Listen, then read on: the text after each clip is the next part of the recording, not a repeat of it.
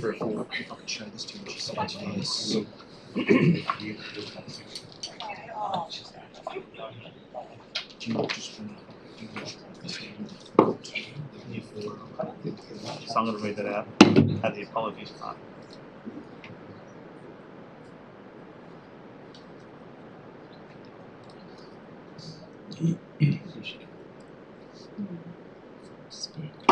Yeah, that was. Okay, we'll make that notice. That's okay, thank you. So she said, yes, she said,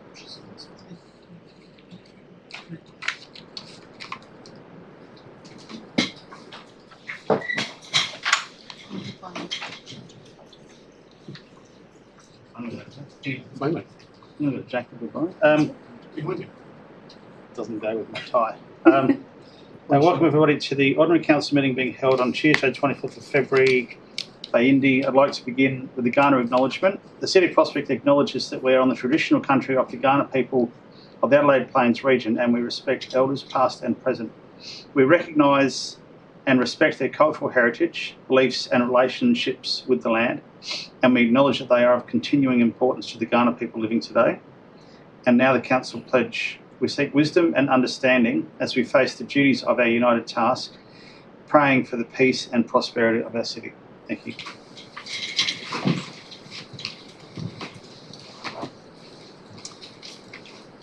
Okay, item 2 on the agenda, on leave, there's Neil.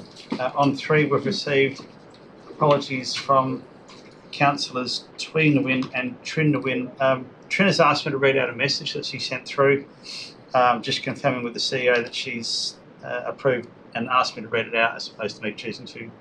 Hi Chris, I've been struggling with my workload and some personal issues and I'm still not mentally ready to come to tonight's meeting. I've been under a lot of pressure lately and haven't been able to properly catch up on the agenda or emails, which has left me feeling very overwhelmed.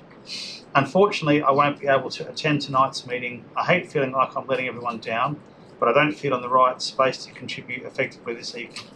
If possible, I would appreciate if this message could be shared with the elected members or read out at a council meeting so everyone is aware of my situation.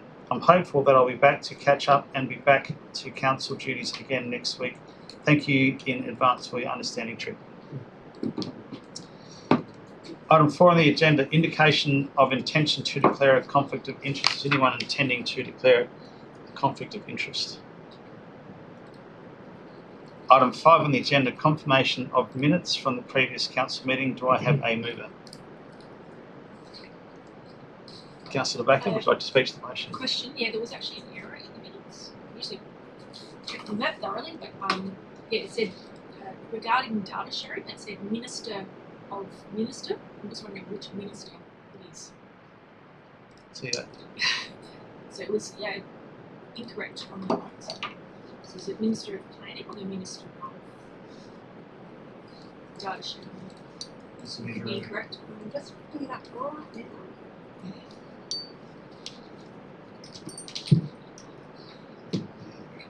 Yes. Yes.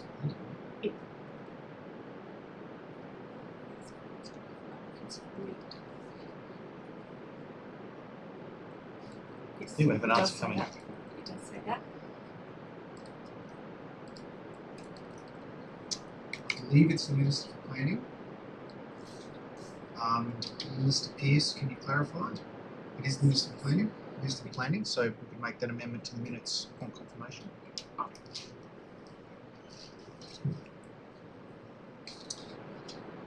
Thank you. Thank you for the question, Councillor Backer. Do I have a seconder? Deputy Mayor Nelson, I saw your hand up before. Yes, so correction, happy to say something. Would you like to speak to you? No. Unless there's anything else to add, I'll put that to the vote. All those in favour? Against? Carried unanimously. Okay, public question time, item 6 on the agenda. So we've set aside 15 minutes for public question time. We're allowing 3 minutes per question. Elected members or staff may be able to answer your question. If they can, they will. If they can't answer the question, they will take it on notice and get back to you with the answer in due course. So are there any questions from members of the public? Okay, move on. Item 7, petitions. There are nil. Item 8, the deputations. This is a deputation from Mr. Peter Wedd regarding Rose Street trees, paving and curbing. Mr. Wedd, would you like to approach the table, please?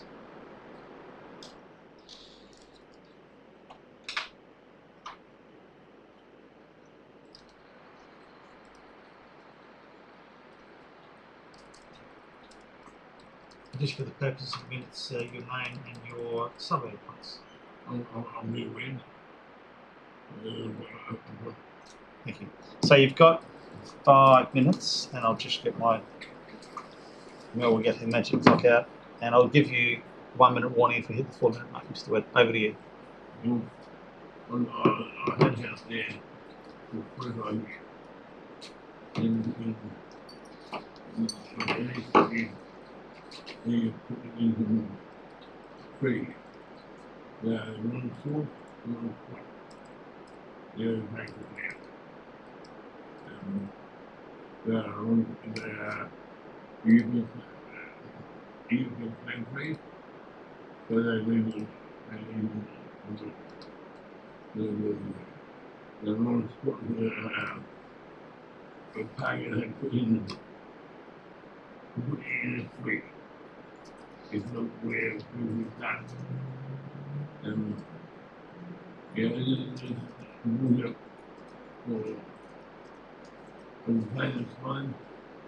I thought it would be a really important on you know, so actually, and then now it's fine. And writing, and now we'll paper. So the question is, do we have plans to address the situation? Is that the question?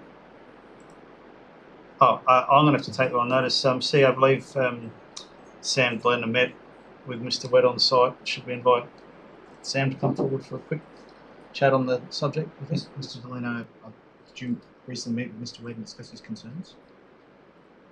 Through the chair, following was addressed in the January council meeting, I've got out that with and walked through Bow Street, and I think just to summarise today is that the trees planted in Halifax and Bow Street are located up on the roadway that are now obviously as they're maturing, contributing and creating tree passage as we manage throughout the city with similar sorts of trees. I certainly agree that there are trees that have been in the hope. If you in the current context, if you were to plant trees, we wouldn't necessarily plant them in the same spaces, and certainly in the same densities, some of the locations. And there were certain tree hazards that were present at the time of our inspection.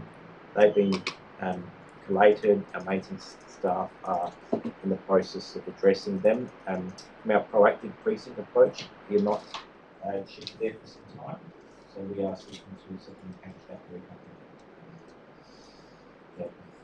More broadly, in terms of other trees might be upgraded for curbing, which will be in the coming up to 3 to 5 years.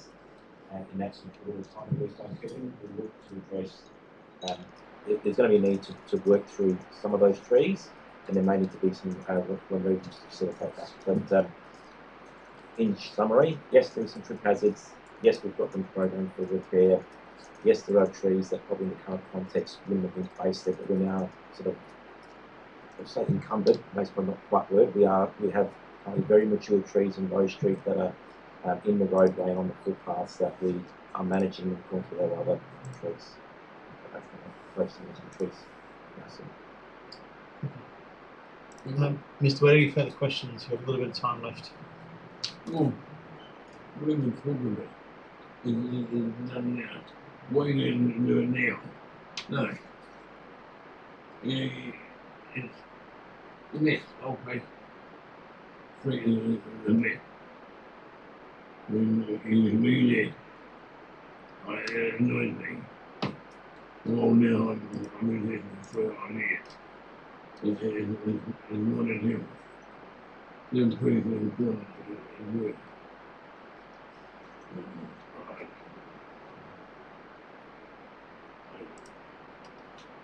You took one of the talk. Yeah. The whole family all of them is this. We put a pipe in. It's dangerous. It's making the plane. That's good. Yeah. We do put pipe up.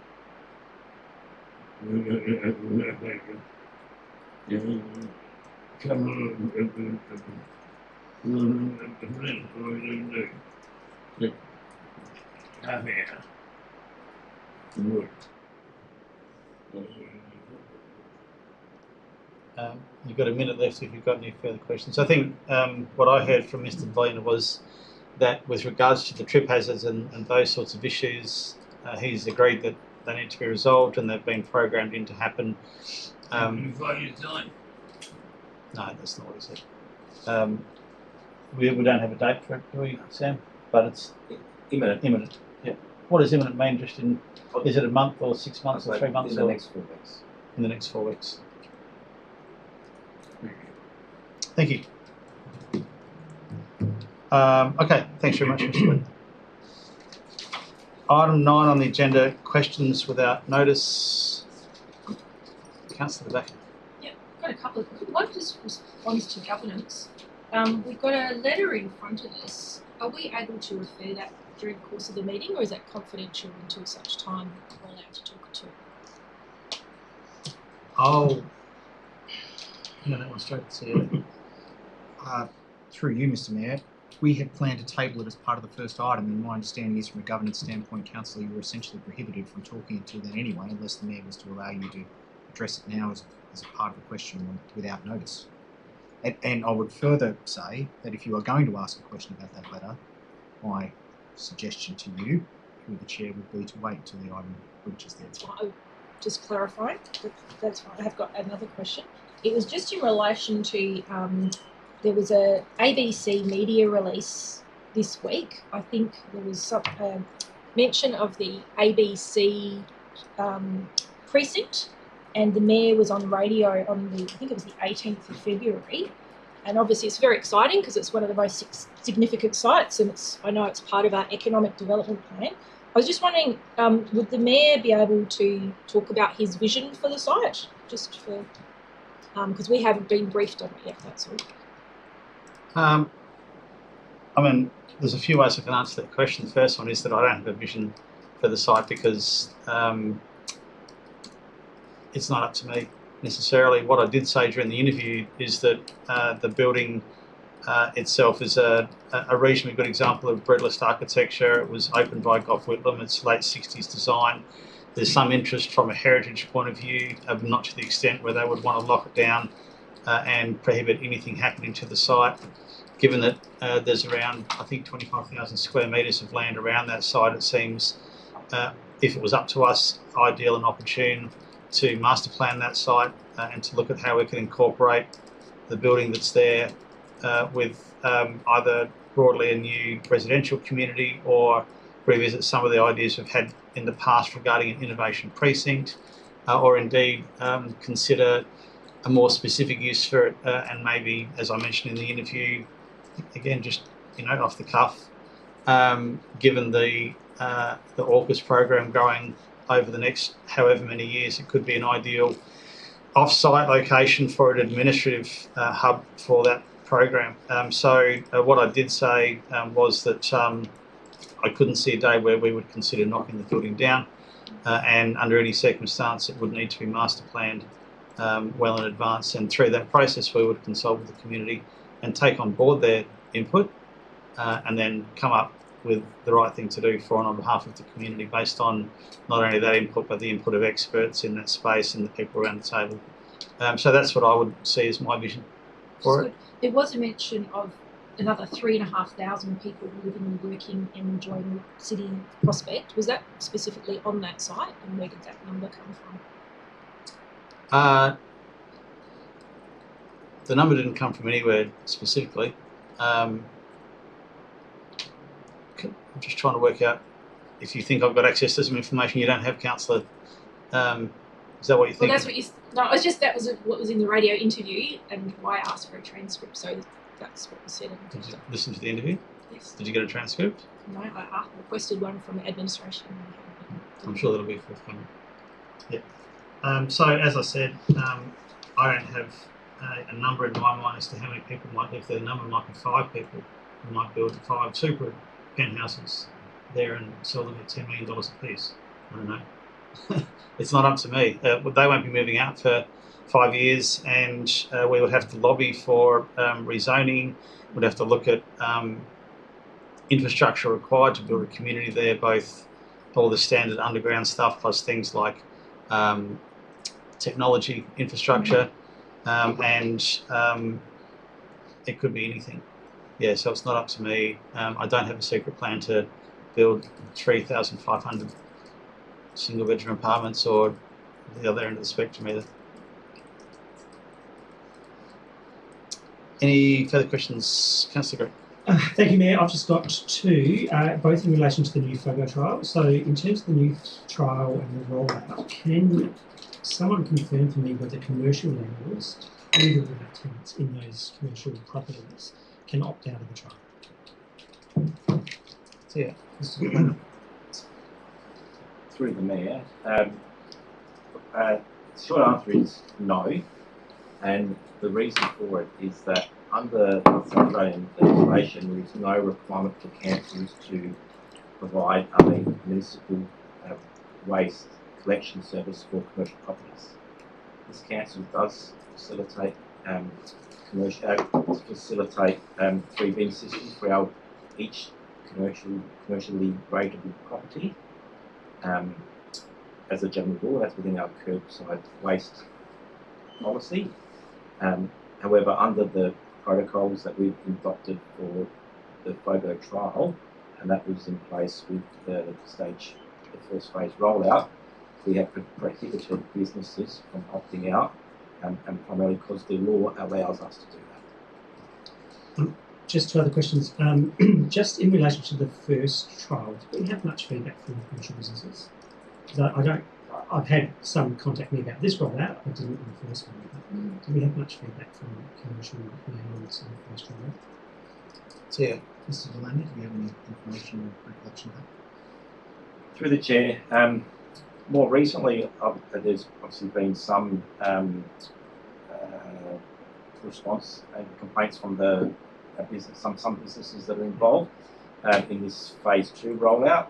I certainly had no escalations to myself. I did inquire with the environmental officer with respect to stage 1. There were some parties that raised questions, but it was certainly a very, very minor number, and they were all obviously advised of their status and have been using the system as it is.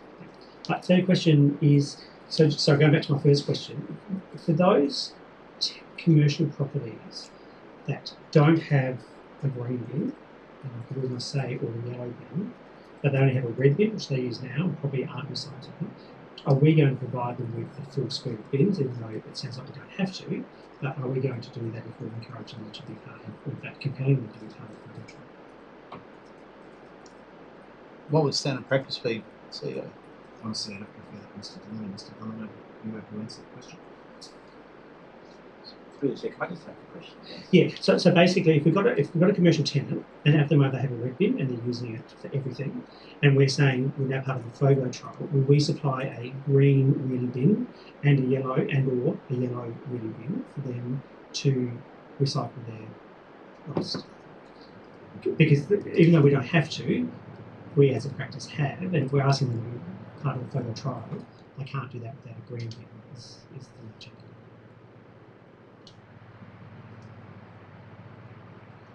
So Mr. Delaney, please. Yeah, so the short answer is yes. On request, if they were to contact the council, and we've provided the contact details through the FOGO rollout, and we're more than happy to coordinate additional bins being delivered in accordance with policy. So if they've only got a waste bin, they can get a recycle bin and a green bin. Yeah. Like each commercial property. Okay, and I think that's the key, each commercial role property. Just another question. Is the air conditioning on, or am I just... Yes, well, Thanks, Nick. Thank you. It's a rhetorical question.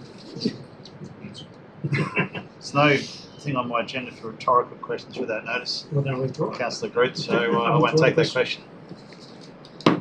Thank you. Any other questions without notice? If not, we'll move on to item 10, reports for decision, a bit of a moving feast here. So it's recommendation on page 4, and I think if we cast our eyes to the screen, that gives us what we're going to be debating and then voting upon. So everyone would have received a copy of the letter from Minister Sockhart last week, and everybody would have also received a copy of our response today, I believe. And there was the outline of the response circulated on Friday afternoon, which would have opened up opportunities for people to ask questions and seek clarifications at that point in time. So what we're voting on tonight, discussing, debating and voting upon tonight, is on the screen. Recommendations there. Do I have a mover? Deputy Mayor Nelson, would you like to speak to the motion? I'll start with a question first, if I may. And that is just a governance or respect. Thank you. A letter from the Minister was addressed to the Mayor. I'm just wondering why we've had it going from the CEO and not from the Mayor. So yeah. Through you, Mr. Mayor, primarily because the content was something we had to drive. It came directly from the revocation application the council's already approved. Honestly, I didn't feel there was much point referring it back to the Mayor because all of that information was essentially already in the hands of the Minister. It was about repackaging it basically and responding in a timely fashion to keep things moving. Yeah, I was just curious. But yes, happy to move it. Obviously, when we received the letter last Friday, I read it in detail clearly. I was quite surprised, to be honest. All the questions that were asked were already part of the submission. So I think it's actually good. It shows that the Minister's actually doing his job and actually reading the submission as required.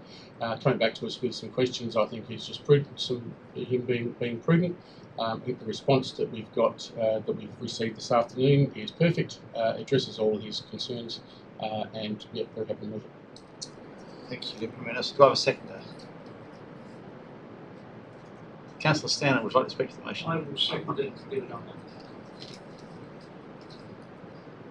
Okay, is there any further discussion, any points that haven't been raised?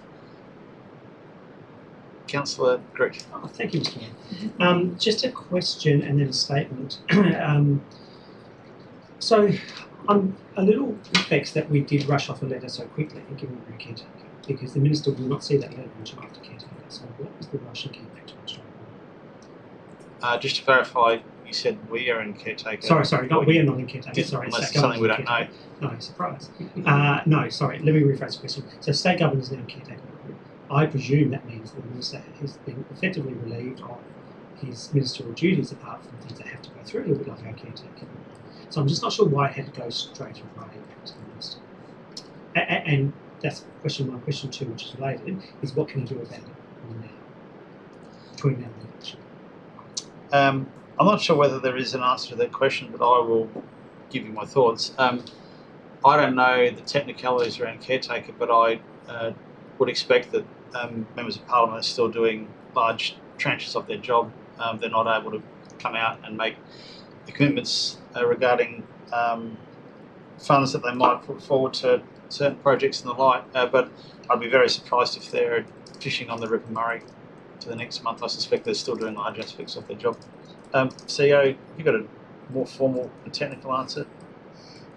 Through you, Mr. Mayor, I'll have a crack. Firstly, the questions of why we responded so quickly. It's because of the items before you tonight. We flagged in the agenda that this item was potentially an item that members would need to consider tonight by way of either a late report or otherwise, depending on what happened before the 21st of February, which was Saturday, which was after the agenda was released. Obviously noting that this letter came in immediately before that, we had every expectation, number one, that members would expect a response, and number two, noting that there was nothing new in that response. All it did is repackage largely the information that was already contained in our original application and or other supporting information that had already been supported by Council previously. It was intended frankly, to as much for public consumption and public confidence generating as it was for the minister, to show that essentially there was nothing new, and we could answer these questions quite easily. So we felt we should do that to generate again confidence and continue momentum of the project. So just another question. Assuming the minister's electorate isn't on River Murray and he's not fishing, are we expecting him to respond to this letter before the election? I don't know the answer to that question. Full stop. Don't know. Take the side. I'm not sure whether the CEO has a better technical answer than me. I don't know either, Mr. Mayor. If you're asking me honestly whether we think he's returning the revocation application for the election, is my answer probably not. But possibly. There may be a manner through which under delegation it could be determined. I doubt that will happen, but it's possible. So I just want to address a couple of the aspects of Minister Psychiatrist's letter, where he advised he wanted more information prior to making a decision on an application. So I think for others that haven't seen a copy of the letter, we can now talk about it. CEO, I presume. So. Assuming members are going to table it, I believe we've moved and seconded and feel it's going that way, Mr. Mayor. So. Yeah, and I probably would also note that it wasn't distributed to elected members in confidence, and there's nothing stopping anyone from doing whatever they want with the information contained in that letter, including forwarding it onto members of the community, publishing the contents on social media channels, hiring a hot air balloon, and flying across the city with it on there. So there's nothing stopping anyone from having already discussed this in public or distributing the information. And I would assume that we probably haven't done that, but I can speak for myself. Well, I just want to make sure that if I'm talking about the letter, which some people who might be watching on the gallery actually have no idea what we're talking about, it is that the minister has not approved the land application at this stage. And Yeah. information. Can I just also add in that I strongly encourage the CEO, once the letter came in, to distribute it to elected members within 24 hours and to start drafting a response, because we thought that that was the most transparent thing to do under these circumstances. It could have been possible to sit on it for longer than that, but I strongly encourage the CEO that getting it out to elected members within 24 hours was the appropriate thing to do. Which he did, and I'm appreciative of that. I think that's a good thing to have done. Anyway, so a couple of things I want to say. First of all, the Minister refers to our consultation period. In our policy, for an 11.3 consultation, it requires a minimum 6-day consultation. That's in our policy, and if you're playing along at home, it's on page 15. This council, our council, made a decision, this chamber, to undertake a 4-week consultation process. That was less than what our policy required, and was carried 5 votes to 2. So while council has a prerogative to establish the level of consultation required, and that was pointed out in some of the modules, the spirit of the policy surely must be to always increase consultation rather than decrease it. Secondly, the Minister rightfully points out that considering land revocation must include careful consideration of how it will affect the area and the local community. This is a requirement of Section 194 of the Local Government Act. The Minister asks whether, on balance, the revocation will be more positive in its effect. More positive or not in its effect. So more positive or not. Lastly, the Minister also noted the Council's application for approval did not include a statement of how the Council proposes to use proceeds of any land sales should that transpire. I'm a little astounded that the Minister hadn't pointed this out. And if this is nothing more than a simple administrative error, it reinforces my point that staff are under unreasonable pressure, working beyond their capacity, not their capability. I know that very clear it's not capability, but capacity. And quite simply, we just need to solve it. So if the Minister wasn't willing to sign off on the revocation of land at this stage, I'll just ask, is that not simple for us to pause until he's had a chance to properly consider the revocation application? Now, the recommendations have changed to what we saw in the papers, and so it's hard to not vote for noting information that comes before us, so I won't oppose the recommendations tonight, but I think it's important to note that, and we'll talk about this later on, that I'm opposed to going ahead with the EUR. Thank you. CEO, anything from you? I think that answers to some of your questions are outlined in the response with regards to the consultation process, and I will... Mr Mayor, I didn't ask a question. I didn't, sure? Sound like a question. No question, just a statement. Wonderful. Okay. Thank you. You probably used up your time. I suspect. I'm done. Yeah, no, I'm done. Full stop. Turn the clock off. Councillor Tobacco. Look, thank you for bringing it to us, and look, I note the comment that it's repackaging. I have a different take on it. I think we haven't addressed some things, otherwise we'd be sitting with a very different report. We'd actually be addressing a report that was supportive. So I concur with Councillor Groot, and I probably won't be looking favourably on the later report. And I think this is just a little reminder, if we're running along at pace and cutting corners and not addressing policy, it can come back to bite us. So a stitch in time saves nine, and is it more speed, less haste, something like that? Yeah, so I think certainly I'll be looking at how we're addressing policy, and if it takes longer, I'll be looking at that pathway. So yeah, so I'll note the report, and I think it's good to get it out in the public realm, but we've got to really be clear what it says, that the revocation hasn't happened, and it's to do with the minister. Thank you, Councillor Becker. Any further discussion? Councillor Barnett. Yes, well, I'm just wondering, it's the last two speakers, I'm just wondering why they don't also read out what is here in the reply on page 2, and perhaps point that out to people who may be querying things. There's nothing sinister happening here, and I refute any implication of behaviour. It says, Council's community engagement and consultation policy sets out various expectations for a range of activities that generally exceed statutory consultation requirements. However, it's also worth noting that the policy includes a provision allowing Council to adjust these requirements provided they meet the minimum statutory requirements in any given case. Clause 9.3 of the policy states, relevantly, it is Council's prerogative to establish the level of consultation required when considering the subject of consultation. The level will need to reflect the minimum statutory requirements relating to that subject. To this end, Council's consultation on the revocation application in fact exceeded statutory requirements established by the Local Government Act. So I just think people just need to be very careful about what they might be plucking out of different parts, and it should all be read, whoever's reading this should read it from beginning to end. Thanks. Thank you, Councillor Barnett. Any further discussion, any points that haven't been raised? If not, I'll head back to Deputy Mayor Nelson to sum up. I'm trying to make my notes, but sure. Yeah, look, there's probably not much more to add. I do agree with Councillor Barnett in that there is some persistent mention that we're moving too fast. And I refute that only because it's been evident with the response that everything the Minister put in his letter was already answered in the original submission. So whether his aide had missed that information, whether it was they're too busy obviously getting into election mode or whatever else, the Minister would have various reasons for missing that information, but it was already clearly in the submission and missed. And obviously now it's taken Council time to go back, do the research for the last 5 months of all the motions and the agendas and the minutes to go through and repackage that information together to answer the questions that were already answered as part of the submission. So refute that information, but anyway, clearly we're just noting these letters, and I think it's good that these letters are actually available to the community. Thank So, you. Mayor, just one order.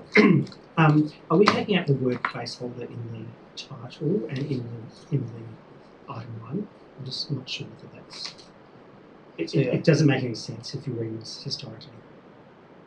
So, through you, Mr. Mayor, I don't think that's necessary because the report was always intended to be a placeholder and the content of the report reads that way. Okay. But of course, it is a matter for Council if they wish to do so and amend the minutes. It just looks a bit untidy, but I'm not going to show. Only that story really. Sorry. Councillor Nelson, definitely answer to There's my gavel. Let's put it to the vote. All those in favour? All those against? All those in favour? All those against? Carried unanimously. Okay, there's been a request to bring forward item 13.1, and I'm happy to seek leave of the meeting to allow the meeting to decide whether they're happy to do that or not. So I'm calling for a show of hands in favour of bringing item 13.1 forward. Okay, that's more than what I require. Thank you very much. Never seen that before. Former Deputy Mayor Green. Okay, so originally it was, I've got to make sure I get this right. Originally it was tabled to be discussed in confidence. However, I'm happy to, again, seek a show of hands, one hand per person this time, to move into confidence or not, go straight into the item. So, show of hands in favour of going straight to the item and not moving into confidence. Okay, that seems like enough. So, this won't be discussed in confidence. I'll get to what may be retained in confidence afterwards as well. So, again, a bit of a moving feast with this one. 3 recommendations, and first of all, on the screen is the original agenda. And given that we received updates from our external legal team, there are marked up changes as such, and now we have a clean copy of the new version. Have people seen this? So everyone has received. Excuse me, can we just have 5 minutes to regroup? Because this is a confidential thing. I'm just saying, if we can just have a couple of minutes to regroup to get this on our tablets. No, this has been received. Yeah, I know, I've got it. On the screen. I'm happy to allow a couple of minutes for a quick read through, but I'm not going to hold up proceedings for 5 minutes to regroup. So let's just have a minute for a quick refresher here. Sorry, Mr. Mayor, just while we're doing that, can I ask a quick question? Just wait, if you wouldn't mind, up until afterwards, just so that people have a chance to do one thing at a time.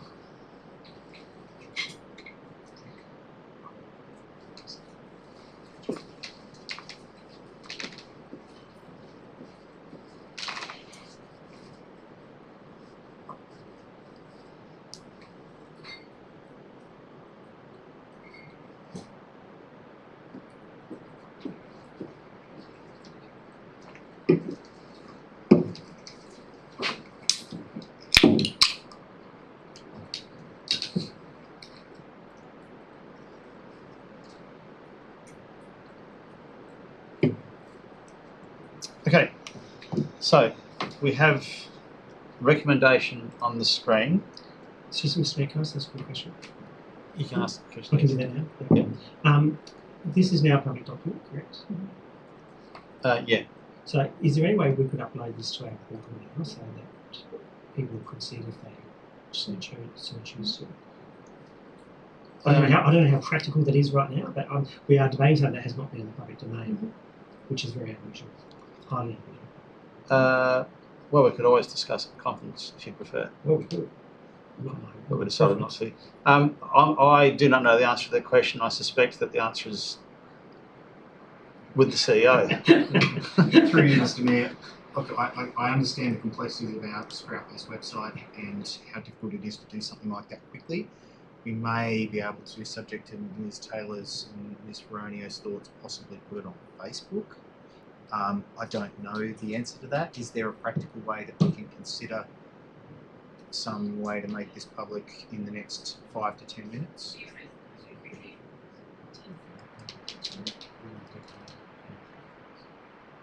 Resolution. Yeah, that's what they told Sorry. No, I'm quick. I'm just quickly going. I'm done with The members of the gallery, we can photocopy it. It's better than nothing. Yeah, I agree. Sorry. No, just the recommendation. Just the recommendation. Oh, yeah, you get the recommendation. sorry, just for my clarity, we are considering the paper in its entirety out of confidence. So through the Mayor, this report is still in confidence. The report and all its attachments are still in confidence until and unless Council remove that order by way of the order to retain.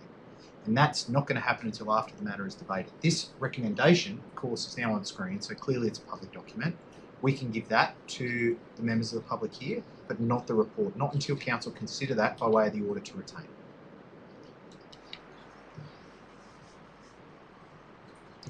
Councillor Beck, sorry. Well, Malcolm Fisher's. I just think that is unsatisfactory given that we were advised that it was an administrative error as to why this did not go into the proper pack. Recognising there was one attachment, I believe that may have been kept in confidence, and I accept if that. I'm not sure why that needed to be kept in confidence, but if it did, I accept that was the decision of the CEO. But if, and correct me if I'm wrong, Mayor, CEO, if this was an administrative error, it seems procedurally unfair that we're debating an item that has not been in the public domain for the last 5 days. So through the Mayor, the administrative error relates not only to the classification of the entire report, which as you've rightly pointed out includes a confidential attachment, but the content of the report is the challenge. I can speak to that, I think, without breaching the confidentiality challenges that are presented by this issue. The report includes percentages around weightings for the potential evaluation of an expression of interest. Without speaking to what those percentages are, those percentages do present a challenge from a priority standpoint and being released before the expression of interest goes live, which, assuming it's supported by Council, will not be for a few days, but will happen. That, by way of the order to retain, is proposed to be included but redacted in the report if released. So yes, there is an administrative error, but it's more than just we can hold an attachment and release the rest. Staff are recommending that there be redactions made to the EOI weightings that are contained within the body of the report as well. Yes, it's regrettable. Shouldn't have happened, and I take full responsibility on behalf of my staff for that. However, it has, and it does present challenges to just releasing the current text of the report as available to members in full right now. We're proposing through the order to retain to release the entire report and attachments, save for attachment 1, which is legally professionally privileged, and with redactions to those percentage numbers in the both the attachments and the body of the report where they're referenced. So, am I right in assuming that we can't, in the public forum, which is where we are right now, talk about the percentages within the document that we're referring to? Through the Mayor, I'd rather you didn't. I'll just make the point, I'll stop, but I'll just make the point, this is procedurally very unusual and very difficult. If we want to innovate that, we can't do that because we're not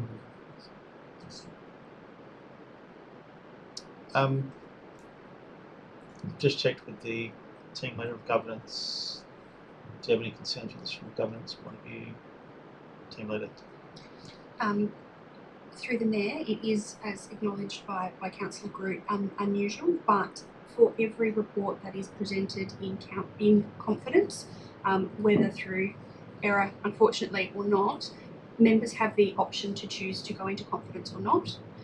Members in this circumstance have chosen not to. We don't automatically then release everything. We've still published the agenda with these pieces in confidence, and that's why we will then have the order to retain that Council will still consider after the end of this debate. It's not usual, but it is procedurally sound. Thank you. Any further discussion? Oh, hang on, where are we at with this? Sorry, I just asked a question. We haven't even... Recommendation. So we've got recommendations. So I'm going to seek a mover for the motion. Deputy Mayor Nelson would like to speak to the motion. Oh, Nelson wanted to, so sure. You just got in first. Yeah, I've got a few notes here, as you'd expect. I think I also need to be clear about what's before us tonight. This isn't a sale, it's not a contract, it's not a disposal of land, it's a non-binding market engagement process explicitly permitted under legal advice from our external lawyers. Section 194 obviously prevents us from disposing of community land, but it does not prevent us from responsibly testing the market while awaiting a minister's decision, which is what we're doing tonight. The legal advice is clear and it's sound, and appropriately framed, transparent EOI creates no enforceable rights and no commitment to transact. From a governance perspective, this is prudent, and from a financial perspective, it is essential. We've already invested significant time and resources into consultation, master planning, feasibility analysis and due diligence. If we simply sit idle, waiting for the Minister to make a decision, we risk losing market confidence, we risk weakening competitive tension and delaying the prudential work that must underpin any final decision. The greater risk here is not moving, it's stagnation. And EOI strengthens our position. It provides real market intelligence. It informs the prudential review. It tests the viability assumptions.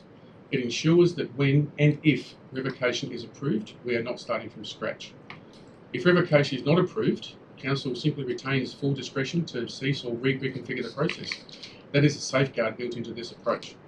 We talk often about acting prudently. Prudence is not inaction. Prudence is managing risk while maintaining strategic direction. Look at comparable projects such as the Southwark Grounds. Renewal SA acquired that site in 2023, completed master planning for an entire subdivision, and construction has already commenced and people moving in late 2026. This is not recklessness, this is disciplined stage progression. We've been planning the Prospect Lifestyle Precinct now for 3 years. It's not rushed, it's structured, lawful and deliberate. The PLP is about replacing ageing community facilities, remediating contaminated land, increasing open space and doing so without shifting the financial burden to ratepayers. To deliver that outcome, we must keep moving in a controlled and responsible way. So tonight's decision is not about maintaining momentum or protecting Council's legal and financial positions. For those reasons, I support progressing with the EOI. Thank you, Deputy Mayor. Do I have a second there? Councillor Singh, let's switch the motion. Once again, I'll second it to get it up on the table. Now, I'll be very specific here. Has anyone got any other comments to make, anything that hasn't already been discussed tonight? Councillor Backer and then Councillor Burke. Yeah, I will speak to the prudential review. So just as a bit of a back in time, in May 2024, the Council endorsed the roadmap. In that roadmap, it clearly stated that the full prudential review was going to be before the expression of interest. This was amended by Council in July 2025, noting that it was not unanimous. The prudential review, this is the full prudential review, noting that elements of feasibility studies and things that have been done, that it was bumped until after some of these expression of interest market processes. We are still in consultation for rezoning. None of this is possible until consultation is complete. In fact, our own disposal of lands policy says that the anything to do with community land should be complete before marketing processes are done. We say we are listening on one hand and then rushing along and not following our own policy again. In the interest of informed decision making, and I'm going back to the local government here, the basic principle of the Local Government Act. So in the interest of informed decision making and due process, I cannot make the decision to endorse this motion and spend more ratepayers' money. There is nothing in the report that says how much this phase will cost. And if I can ask a question through the chair, how much will this expression of interest cost ratepayers? Interest. Mr. Pearce, do you have a sense of that, or will you need to take that on notice? I will need to take it because the costs to maintain this road have been approved for the process. So it's additional costs. So within budget, but the precise number you have to take on notice. Yeah, I find that unacceptable. So I'll speak further to it. So just say, I'm assuming it would be in the tens of thousands of dollars. Whether we've endorsed it or not, it's when it's happening. The fact that it's happening before a full prudential review, and we don't even have the whole of life costs and organisational costs for running such a facility. So in rushing the process, it undermines confidence in local government. which is a terrible outcome and goes against the principles in the Local Government Act. So I won't be supporting the motion. Thank you, Councillor Becker. Councillor Green. Thank you, Mayor. I've just got a couple of questions to start with, if I can, and I'd seek the CEO's advice. If I'm straying into areas I shouldn't go, please tell me, and I'm happy not to.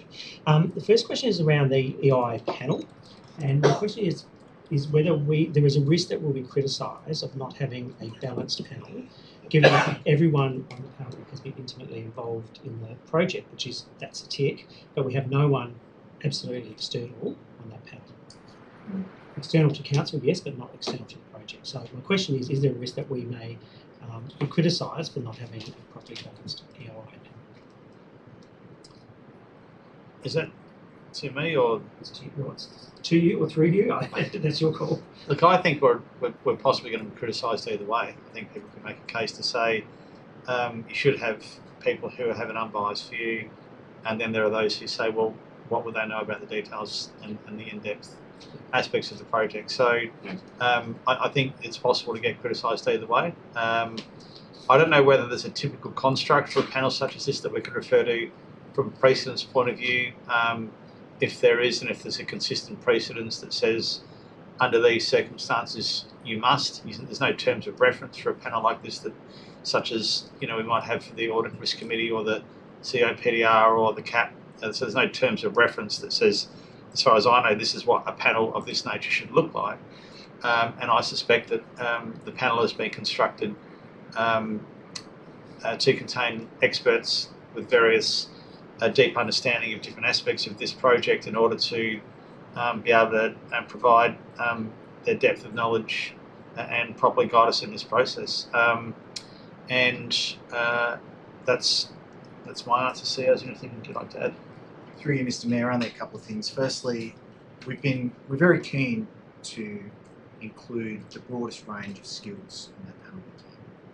And I think members of the public make their own views once they've seen the report, because, again, assuming council do make it public following this debate, those names will be in the public domain, and those people are all reasonably well known, and certainly a Google search of any one of them will find their credentials. Personally, based on my experience with a similar project of similar scale out on the East Coast, this is one of the best panels I've seen from a skills standpoint, a diversity of skills standpoint, diversity of interest standpoint, for, again, the impartial professional evaluation of this project. Noting that council ultimately need to make the call. We get to evaluate, but council have the privilege of determining the outcome based upon that recommendation. That's the way the process works. We don't make the call, we present options and ideas then for council to consider. So, we're not the sole decision makers here, but we are responsible for providing professional advice based on the quality of the bids received. The second thing to note is we have referred this through our probity advisor, David Powell, an independent person who's been engaged for this purpose, and he's approved the panel and supported the bid. So, look, I could go on, but to the Mayor's point, I do think everyone will find a reason to criticise, but I prefer to say there's plenty to like about this panel in terms of its skill, and I certainly feel it has the capability of doing an excellent job to help council inform its decision making at the end of this process, should council choose to proceed. Second question, I'll try and get through this quite quickly. In terms of the consultants on the panel, is there, and you may have just answered the CEO with David's review, but can they at all be considered to be conflicted given their commercial arrangement with the council?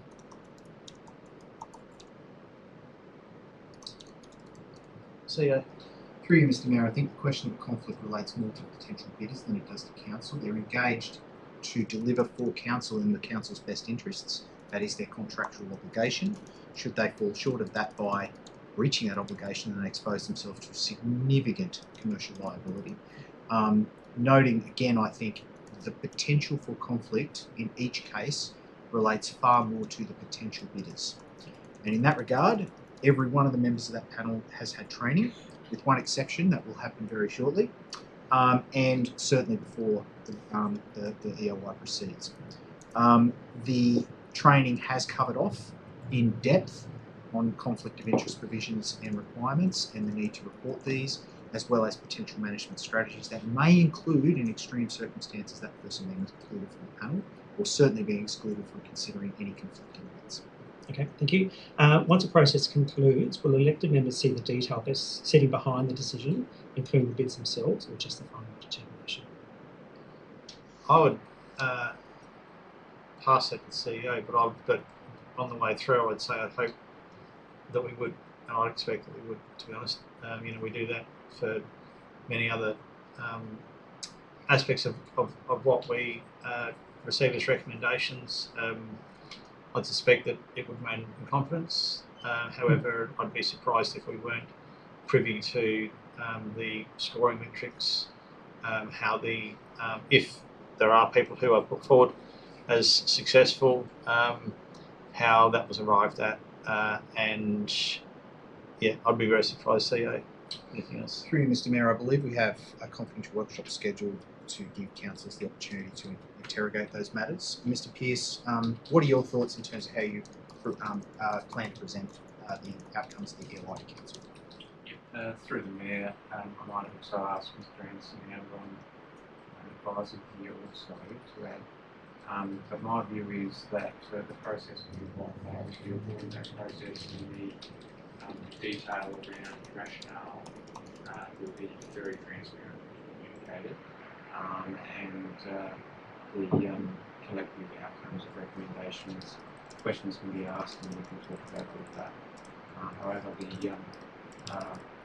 the reporting will be quite robust to come back to council in this space. Just to follow through on that. So the first step is to see which of those bids are complying based on the terms and conditions of the ELI. Some will be non-compliant and they'll be put aside. The complying bids will then be scored by each of the individual panel members individually. Then there'll be a collective to agree that those scores rank each of those bids in order. That scoring will be available to the elected members, as will the shortlisted bids for final decision. So there's plenty of transparency with that. Can I just add to that before we go on, Mr. Mayor, through you? It's my responsibility as CEO to make sure that the final reporting on this provides members with sufficient information to make an informed decision at the end. If I don't do that, I know members will refuse to make that decision, and I'm keenly aware of the range of implications that has. So I'll be very carefully interrogating the final reporting, but I do believe that there will be, like I said, a workshop-based process beforehand. I have to go back and look at the roadmap to be absolutely sure of that, but I genuinely hope the members can see we have the best intention to provide members with as much information as we can to support an informed decision on this. Okay, next one is the council's online tender systems. Sorry, the report refers to the council's online tender system. Is that tenders.sa.gov.au or is it a separate system to that? I believe we covered off on that when we discussed this in a workshop, and it was noted that we'd be using SA Tenders and Contracts and not one that we've matched up ourselves. Is that correct, Stephen? Through you, yes, that's correct. So the report refers to council's online tender system.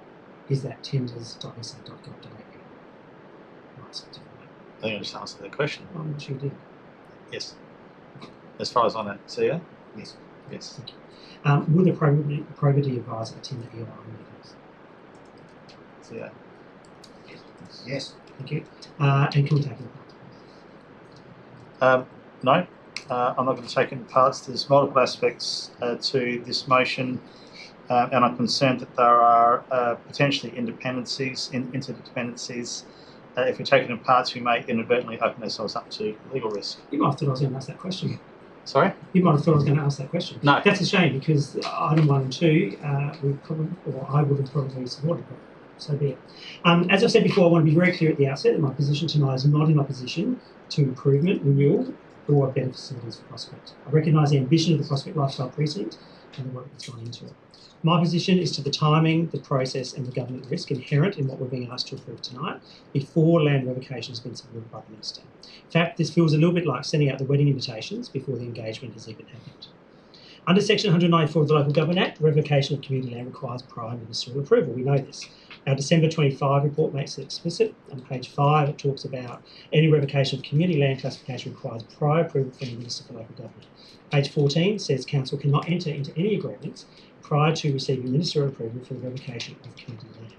If we accept the advice that we cannot enter into agreements prior to ministerial approval, then we must also carefully consider whether it's appropriate to initiate an EIA process that is predicated on land no longer being community land. An EIA may be described, and we've heard this from the Deputy Mayor, as non-binding, but it's not inconsequential. An EIA does a few things, and these have been outlined by staff previously. It signals market intent, it creates commercial expectations, it commits staff resources, and it shapes public perception. If we proceed with an EIA now, we risk creating momentum and political pressure that undermines the integrity of our future decisions. There is also the issue of community trust. In Phase 3 consultation, we saw that there was significant opposition to revocation. Regardless of where we stand on this issue individually, many residents already believe the outcome is predetermined. If we proceed with market testing before the Minister has approved revocation, that perception is simply reinforced. That is not good governance. Rather, good governance requires us to follow statutory sequencing and respecting external approval processes. The September 25 resolution initiating revocation was clear that revocation must be investigated, reported and progressed in accordance with the Act. Nowhere in that process was there a requirement or an urgency to commence an EIA prior to ministerial determination. The report itself describes revocation as a statutory facilitation step required before future development options can be progressed. That sequencing matters. If the statutory facilitation step is not complete, the logical next step should not be market engagement based on its presumed success. In my view, progressing an EIA prior to ministerial approval is procedurally premature, it creates unnecessary risk, it compromises perception of neutrality, and it potentially weakens our negotiating position if revocation is refused. It will also likely have the effect of some potential partners not wanting to engage in the process, given the Minister wasn't willing to sign off on revocation and the significant public opposition to the project as presented. There is no material disadvantage in waiting. As I've been reminded on multiple occasions, we must follow our own roadmap. The one that I'm told is our blueprint for the project.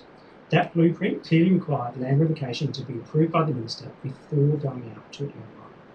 The CEO has told me, and he's told us repeatedly, that we cannot slow down, otherwise we will not achieve the roadmap target dates. However, skipping over requirements, even with legal advice that has only been sought last week, is not in the spirit of following the established process. In fact, there is no strategic disadvantage in waiting for ministerial approval, but there is governance value in doing that. I'll remind everyone around the table, we own the land, the tenant is paying the mortgage, and we set the rules. The elected members around this table, not the Minister, not the CEO, and not the Director. It's the elected members. And because we can, it doesn't mean we should. I'd reiterate the words I heard recently. It's critical for us to get the community's view because at the end of the day, they're in charge of what we do.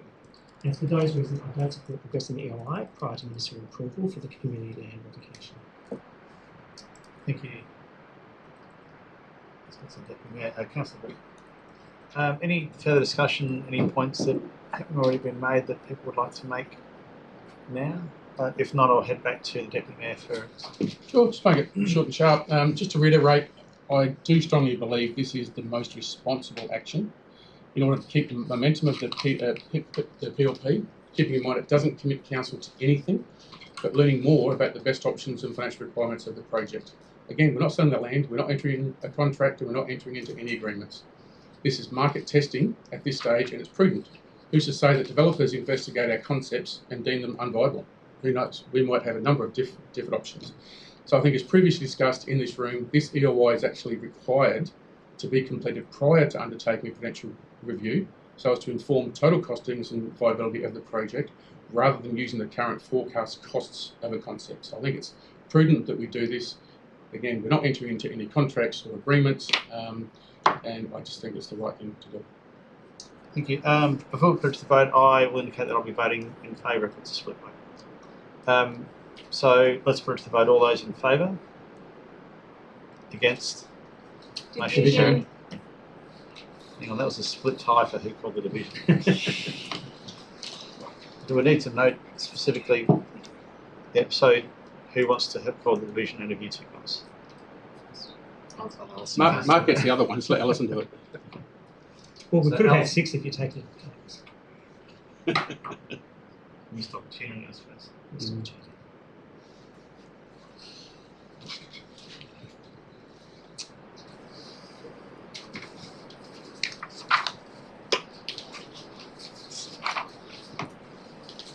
Now, there is a recommendation and the new words are on the screen, that will only retain legal and evaluation criteria weighting in confidence. So do I have a mover to retain in confidence? Deputy Mayor Nelson would like to speak to the motion. Seconder, Councillor Stanley would like to speak to the motion. Any discussion? Sorry, I just want to read it's on the screen. It's going really quick. I just want to make sure.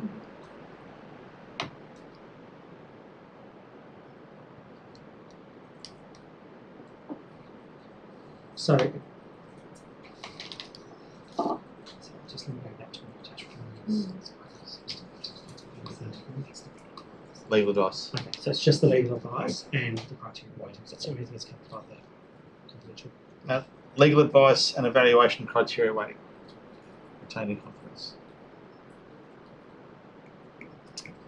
Okay, so we have a mover and a seconder. No further discussion. Sum up. Put that to the vote. All those in favour? Against? Motion carried. Mr. Mayor, could I ask that the appropriate version of that gets uploaded tomorrow onto the website? Like, how are we going to share this with the community? CEO? Ms. Medro, a separate report on our agendas and minutes page. Correct. So through the Mayor, when we release confidential items, it always comes out released confidential item. It actually is highlighted as an individual. It doesn't just, we don't just replace the agenda and put the confidential component back in. We have it as a separate highlighted document that says released from confidence with the date. And that will appear on our website. Could I ask we also consider other ways of promoting that? Because this is a very unusual, like normally I would ask this, but this is unusual and that was an error that it didn't get put up publicly. Most people are not going to be checking that particular part of our website to see what's been released, and there aren't that many people viewing and there's only a few people in the gallery. So can I just ask you to consider how else we could promote that? Whether that is a social media post or something else. Very unusual request, Councillor. Well, these are very unusual. Oh, I will be. Very extraordinary request. Well, it's an extraordinary set of circumstances that we had an administrative error that didn't allow paper to be uploaded. I don't know whether the team can make a decision on that on the spot, but I'm just asking for them to consider it. They can consider leave it it with the not to do CEO it. to consider it. Through you, Mr. Mayor, we'll give it some thought and figure out how we can Potentially increase its visibility. I know it's tricky, but it's unusual. We don't want to hide it, so yeah, we'll do it. Thank you, everybody. Moving on to item 10.2, Verge Development Policy recommendations on page 8. Do I have a mover? Councillor Bennett, would you like to speak to the motion? Yes, we had a workshop, committees,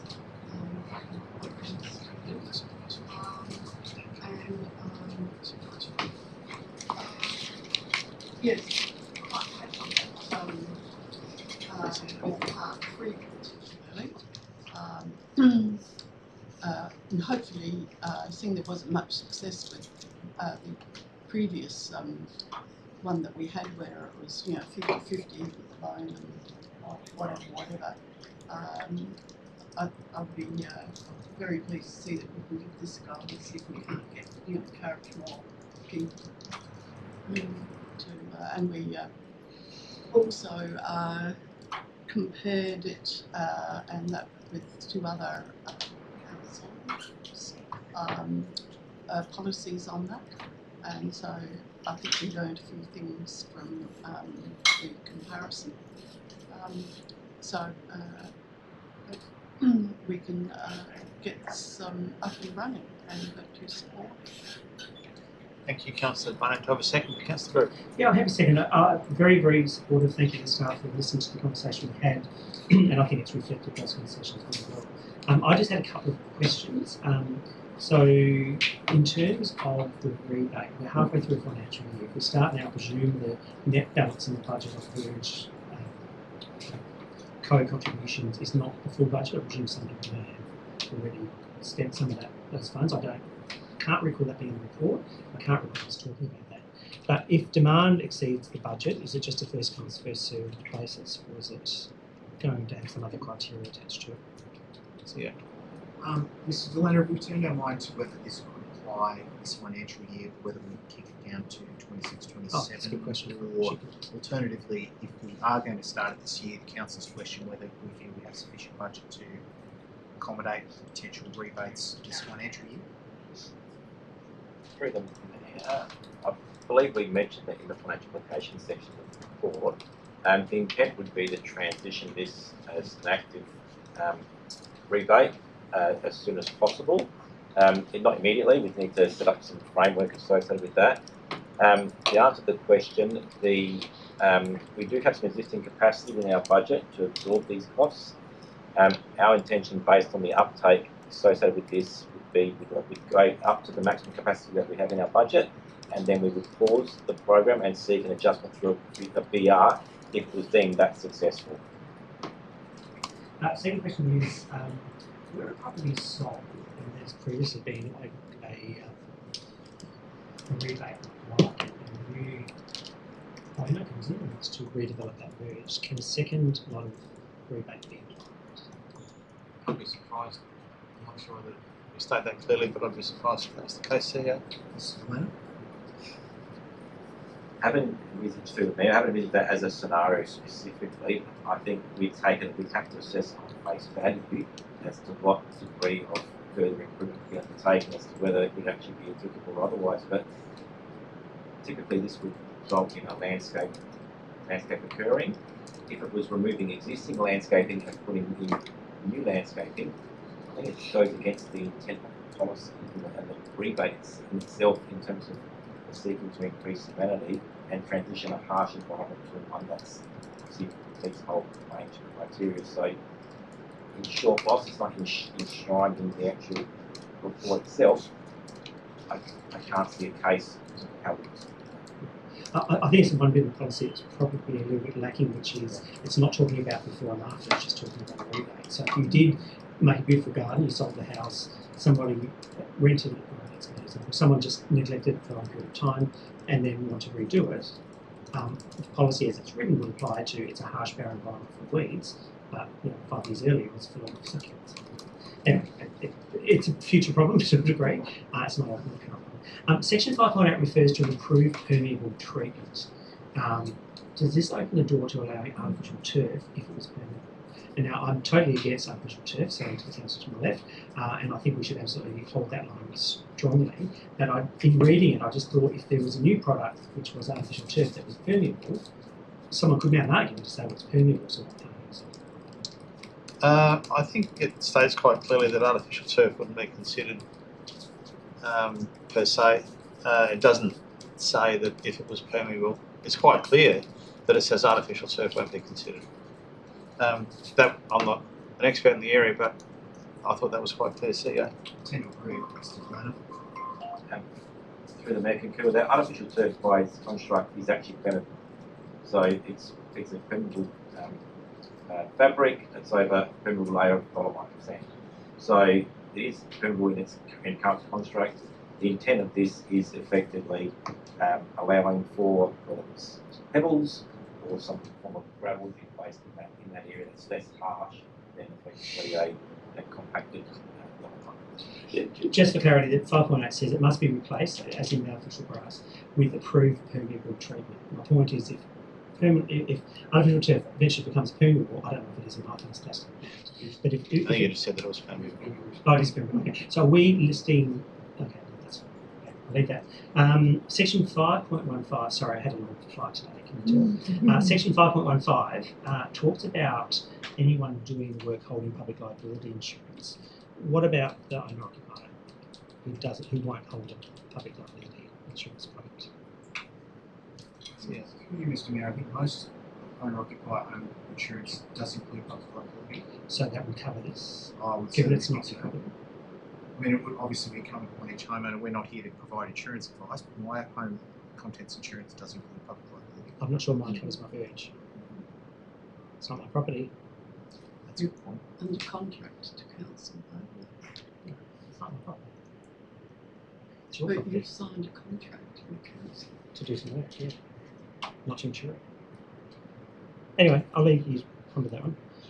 But I just think that might be a bit tricky because as it reads at the moment, unless a homeowner has a public liability policy that looks after the verge, which is not your property, which I think would be unusual, technically they can't do the work. It's just through the mayor, it does talk about suitably qualified personnel with public liability insurance. I think you're right in that if the homeowner did it themselves, that would potentially present an obstacle. And a lot will. A lot will. I think if obviously a professional delivered it, one would imagine they would have Not this year. the required insurance. Staff have noted that it is possible to consider either removing this clause or at least removing that reference if members were minded to do so, because I do agree that that's probably a little bit problematic given the intent council have. That obviously is a risk appetite question for council to consider, and I do think we covered that off in the discussion during the workshops, but a matter for council. Okay, 5.17, utility companies working within a verge will be expected to reinstate the verge to a condition that is same or better as required under relevant legislation. Are we able to hold utility companies to account for that? Because it seemed to be a bit of a toothless comment, a toothless tiger in terms of what I was saying. I guess there's a solid track record of them doing the opposite to that. Correct. I suspect that it's beneficial to have it in there rather than not have it in there. As to whether it's a toothless tiger or not. CEO comment? Mr. Delano, do you want to cover that one? It is a policy position of council we've put in there trying to strengthen that. It gives us another piece of armoury to have a conversation.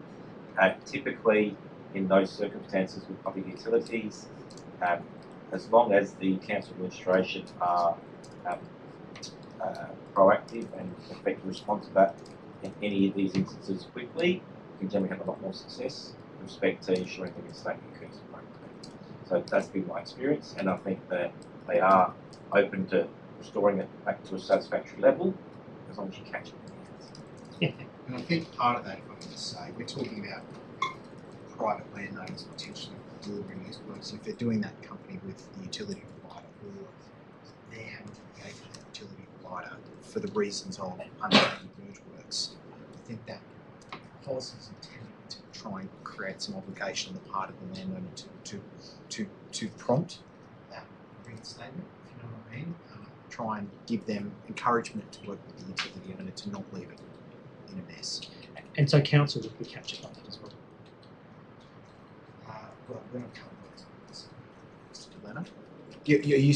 You're suggesting that when we do work in our own verge, In my verge or Jason's verge, or so if we're doing it at your request, No. So say you come in, you're replacing guttering, and 30 centimetres of soil out because you need to put the boards up to do the concreting. Will council reinstate that verge? Mr. Delano? Typically, from there, the council works with the owners and we reinstate the business tax. Won't necessarily roll out turf there, reinstate lime, reinstate the sprinkler systems, and effectively that would provide for them to go through it. If there's plants, we'll transplant the plants and put them back. So that's typically what we do. Just doesn't feel like that quite meets the utility company's requirements of same or better. The plants do, the watering system does, but probably not the turf. But anyway, so just back on the issue around public liability, given that that was a discussion, obviously, at administration, can I suggest an amendment? And I'd seek CEO other advice about whether it's just removing that provision, although that feels like it's probably not the best way of just removing public liability from people doing work on their verges, but just trying to manage it from a resident's perspective and how they deal with that. I can't read a motion, can I? I'd take this as potential variation. Okay. CEO is able to make minor administrative changes, so could we just have any other point for any other minor administrative changes that can be picked up? I think that's okay as a variation. Yeah. Through the mayor, I think as long as we specify including consideration for removal of public liability requirements for private landowners. Including the removal of requirements for public liability insurance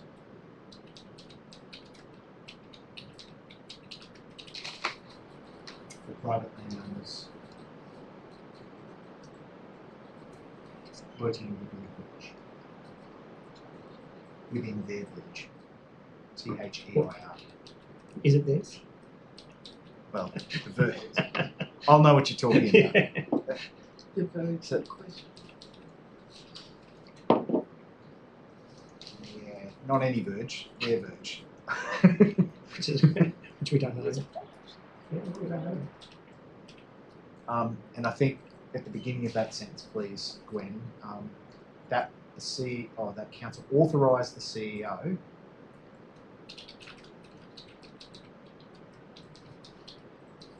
we will tidy this up in this to make minor administrative amendments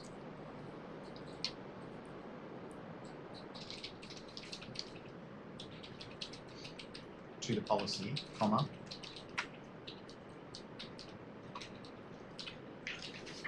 with an I included. Does that meet with your expectations? Absolutely. Yeah, thank you. Not that I can move that quick. You have to remove that, council. Yeah, we'll take care of it.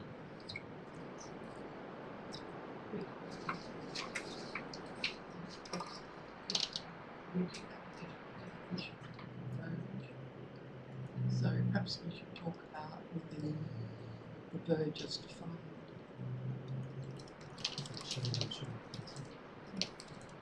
Yeah, actually, given that there is an amendment, I think we could probably say rather than their verge, the verge, capital Yeah. V, and I think that covers it. Council with your permission. Capital V for verge. I know. Sorry, Glenn. I'm making it difficult. Thank you. Councillor Barnett, are you happy with this? Yes. I assume you are. No. 'cause Yes. Had a long day, Councillor. Okay. Councillor Backer, a question or want to speak? Question that might fit in for. There doesn't, probably a question through the chair, there doesn't appear to be a way to reinstate to what standard level. So obviously there'd be some sort of service standard which would be blue metal, at grade, whatever that language is. So we do get people buying houses, selling houses, they change from a regular house to a rental property. Someone might just want to reinstate the verge as what the service standard is. There doesn't seem to be a pathway in the policy for that. I'm just wondering, maybe just through the Mayor, if there is a current pathway to reinstate it as to just blue metal. So yeah. Mr. Delaney. Through the chair, the pathway is probably more detailed within the actual City Works guide that goes for section 221 application form. So it would require a permit to be submitted, seeking to effectively reverse the verge to a dot line surface, and that provides the standards that are required in that document. So as a homeowner, it would be good to have that in a policy somewhere, because then you've got the pathway. So because it says that you will never look after the verge thereafter. So some people might just say, well, actually, it's going to be a rental house, we'll just make it as it was before, even if it's at the cost of the homeowner. There's a pathway, it's a section 221, Yep. And then you've got an internal service standard. So through the Mayor, I'm open to making that That amendment. It's effectively just providing additional guidance in terms of how to go about removing a landscape verge. Yeah, because I think it's better, because often you get people that just let it go and let it go and let it go and let it go. And if they knew there was a pathway, they might just say, actually, I'll just make it good, and then the next person that comes over and does a reno, they can do what they like with it. So, thanks for your consideration. That was it. Thank you. Any further discussion, points that haven't been raised? If not, head back to Councillor Barnett for a summary. I just think people for the councillors for the things raised. Thank you. Let's put that to the vote. All those in favour? Against? Carried unanimously. Item 10.3, driveway crossover policy, page 18. Now, you will note that we have on the screen added something which probably should have been there before. It doesn't materially change the motion, but allows the CEO to make minor administrative amendments to the policy. That having been said, is there a mover for this motion? Councillor Barnett, would you like to speak to the motion? Yes, again, I think it was a very productive workshop that we had on this. And again, we took note of what some other councils were doing.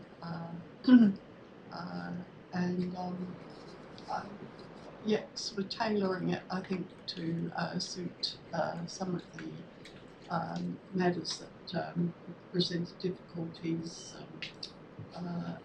to us in the city, and particularly with the, say, narrow street, and also recognising that the more like driveway area, perhaps it's less greening that will happen. The nature of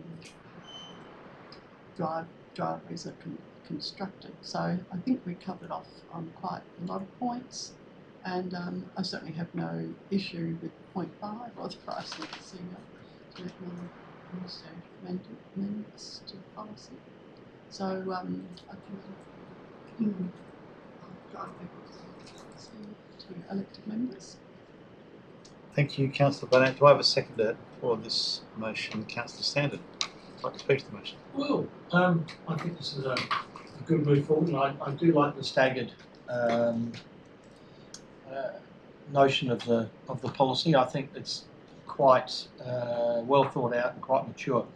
The other thing I do note in the body of the policy is that we now allow application from those on a corner block to, if they meet the criteria, to apply for a second crossover. I think that's once again quite mature thinking, and it'll allow some vehicles to be taken off the street, that trailers and various things like that that might not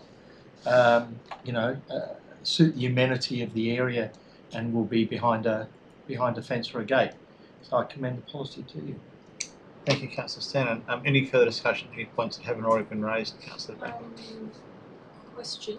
Just in regards to, it defines the 4.5 or 3.5 at curb line.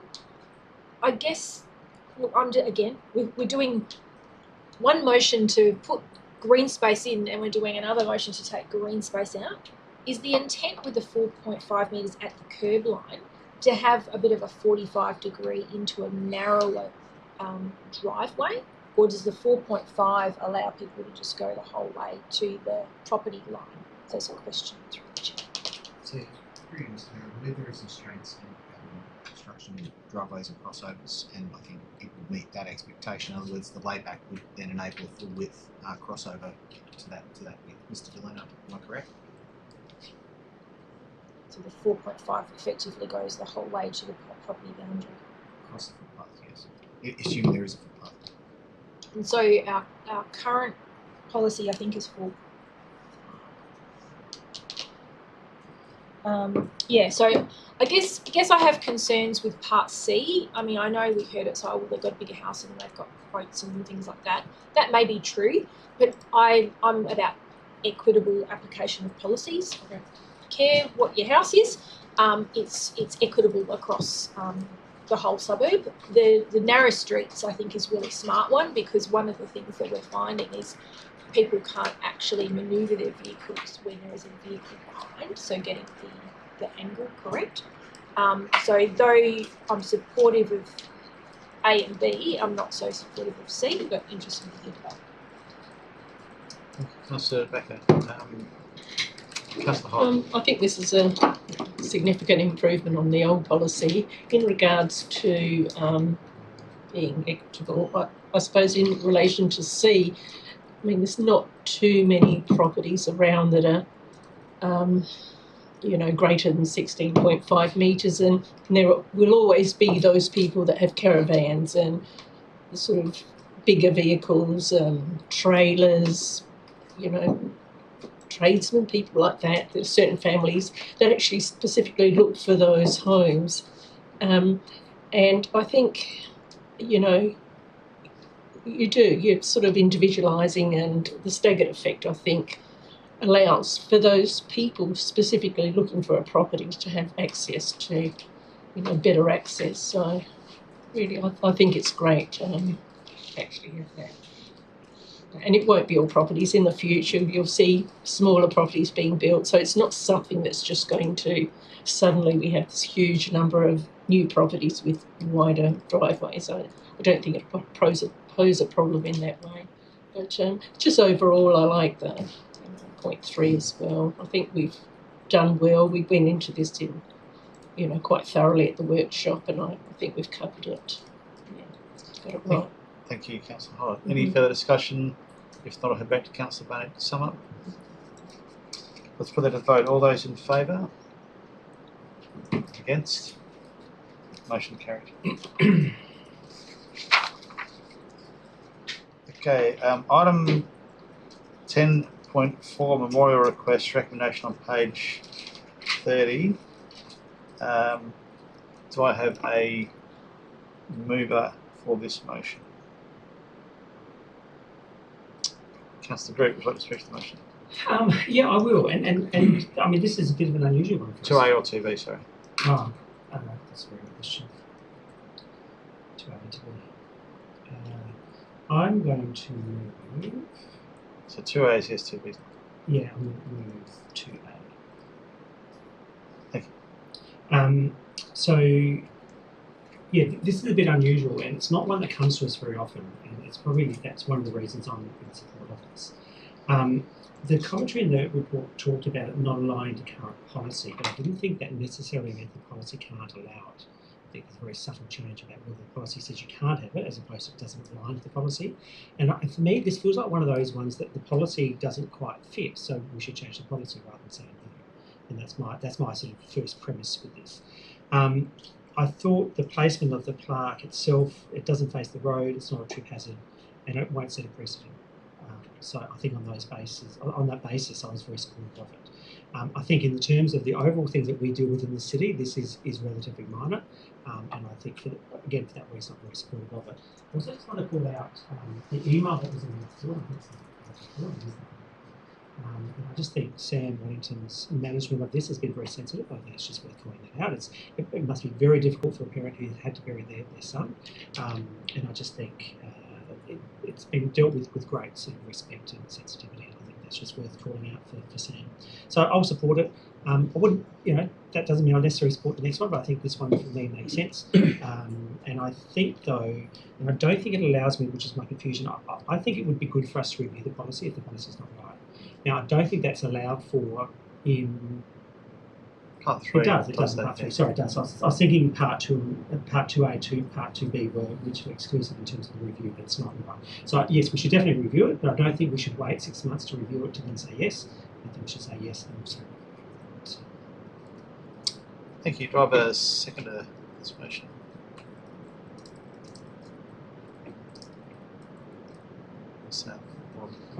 I can second it. Can I second it?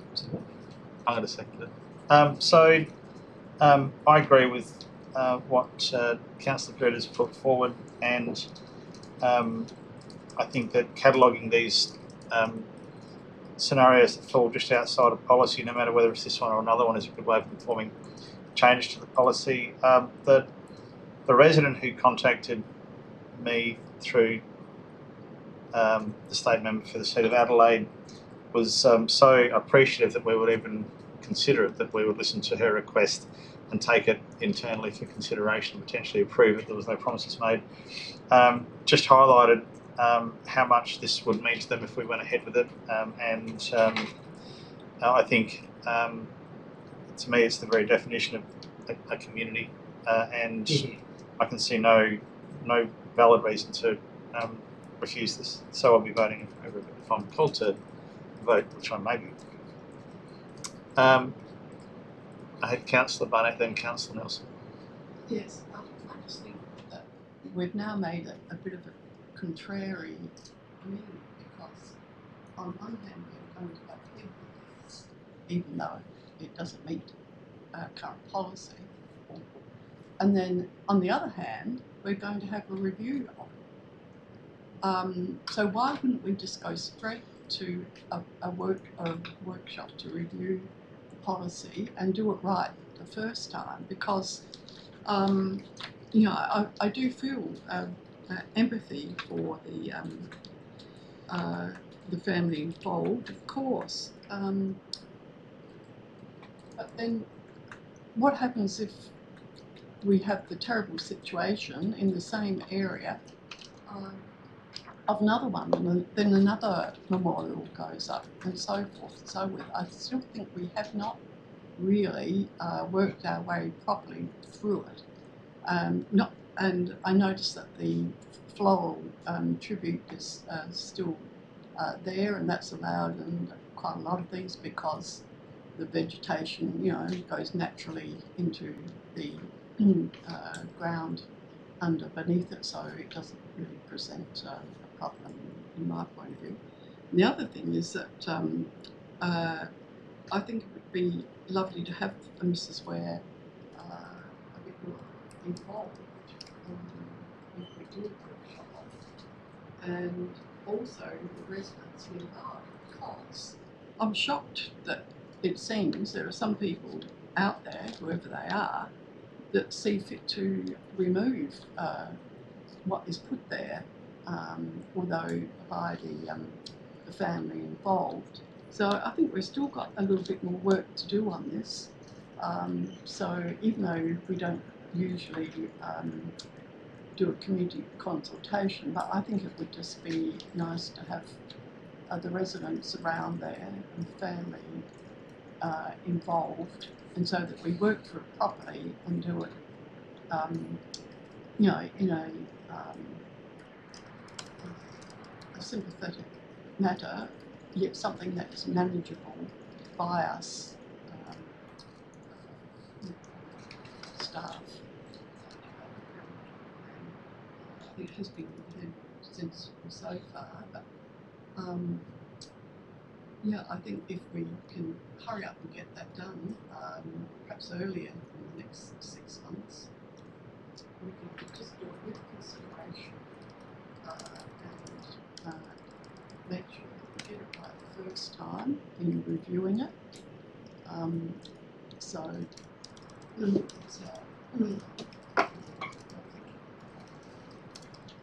Thank you, Councillor Bennett.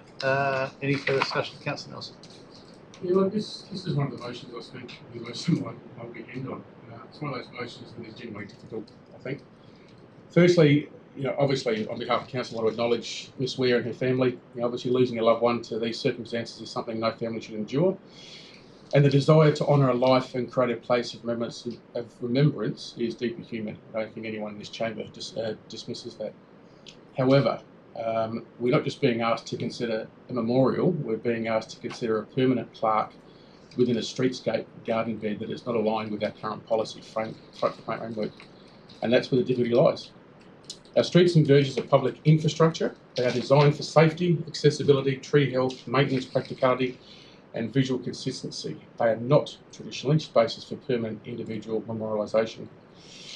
If we approve this request outside policy, we're not just making a compassionate decision for one family, we're setting a precedent.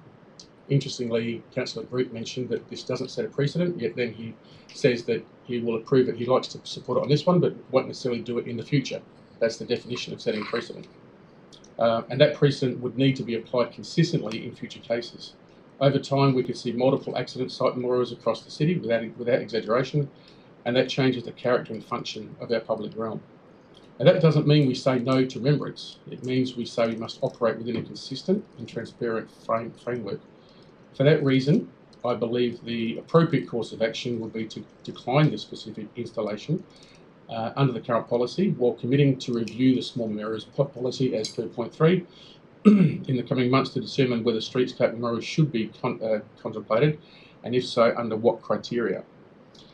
So in the event this motion does not pass, I want to foreshadow a motion that we do not authorise the request, but strongly support working with the family to identify a memorial option that does comply with our existing policy, whether that be a bench plaque or a memorial tree in a nearby reserve.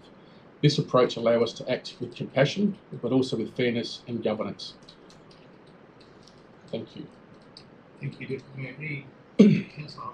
Actually, I had a big. I've thought about this for a long time as well. It's a very tricky one. I can understand how family feels, and obviously very strongly, but at the same time, my concerns are practical. This is a fixed, memorial. It does without. Doing something now without it, reviewing a policy or creating a new policy. That precedent you set, I mean, if someone else comes along in 3 months' time, do you say, well, you can only have this size and, you're not going by policy, you're just going by what someone else has had. I think there's, we really need to discuss this, in a workshop, I think, and I mean, I can't support it. I don't think as it stands. Sounds insensitive, but it's not. It is. Well, no, I'm looking at the practical side of things, and I think that's important. It needs to be in a policy, and there are different aspects to this. I think we need to discuss it further, and I think it needs to be in a policy. I mean, we haven't got much there now, but I think it needs to be clear, and it could be something like a tree or a bench, and I think that's still a memorial. I know it's not necessarily, the exact site, but we could in the future have someone, an accident happens on the main road here, and where do we put it on, on Prospect Road? Do we put it near a cafe, or I think there's a lot more to it than, the simplicity of, just a tree on the side of the road in a discreet spot where it's not a trooping hazard, because I think that's also a risk as well. It's a public place, really. It's not your garden, it's not the cemetery. I think it needs more thought, and I can't support it. Thank you.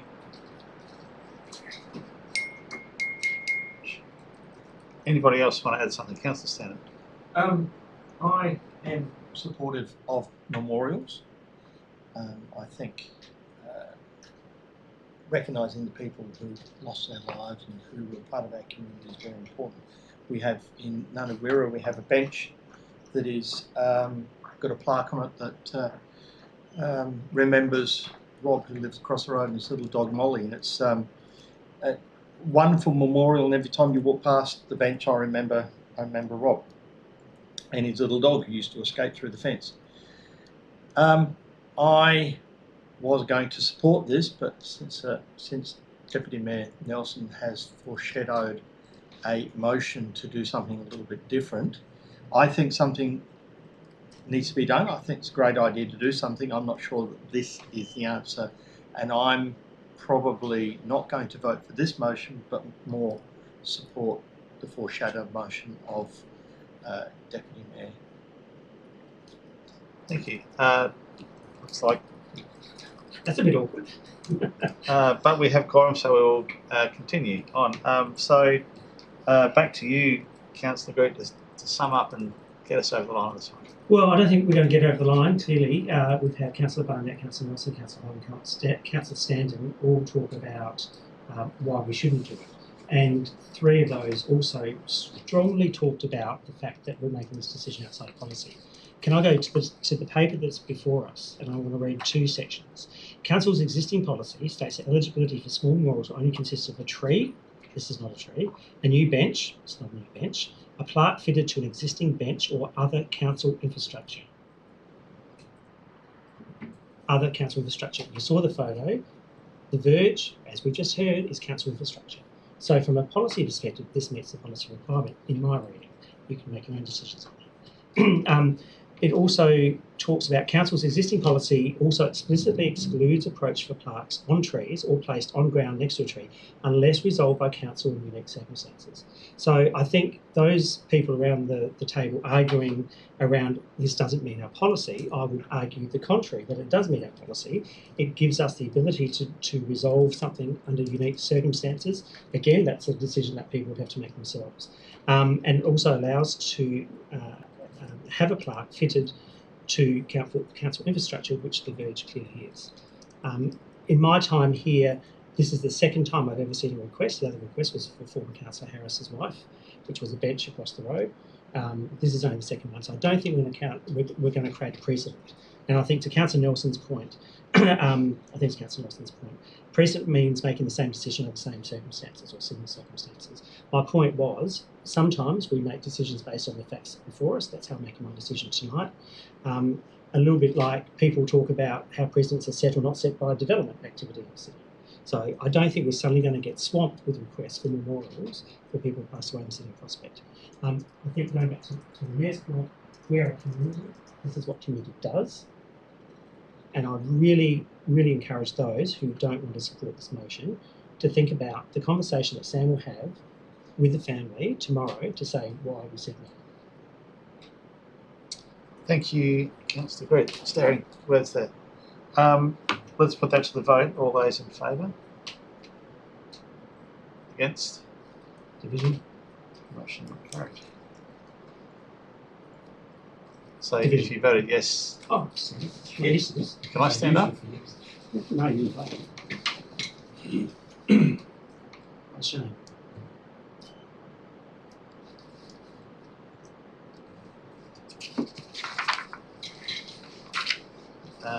Now, Foreshadowed motion. you've Gwen has copies of it. so let's have a look at the foreshadowed motion.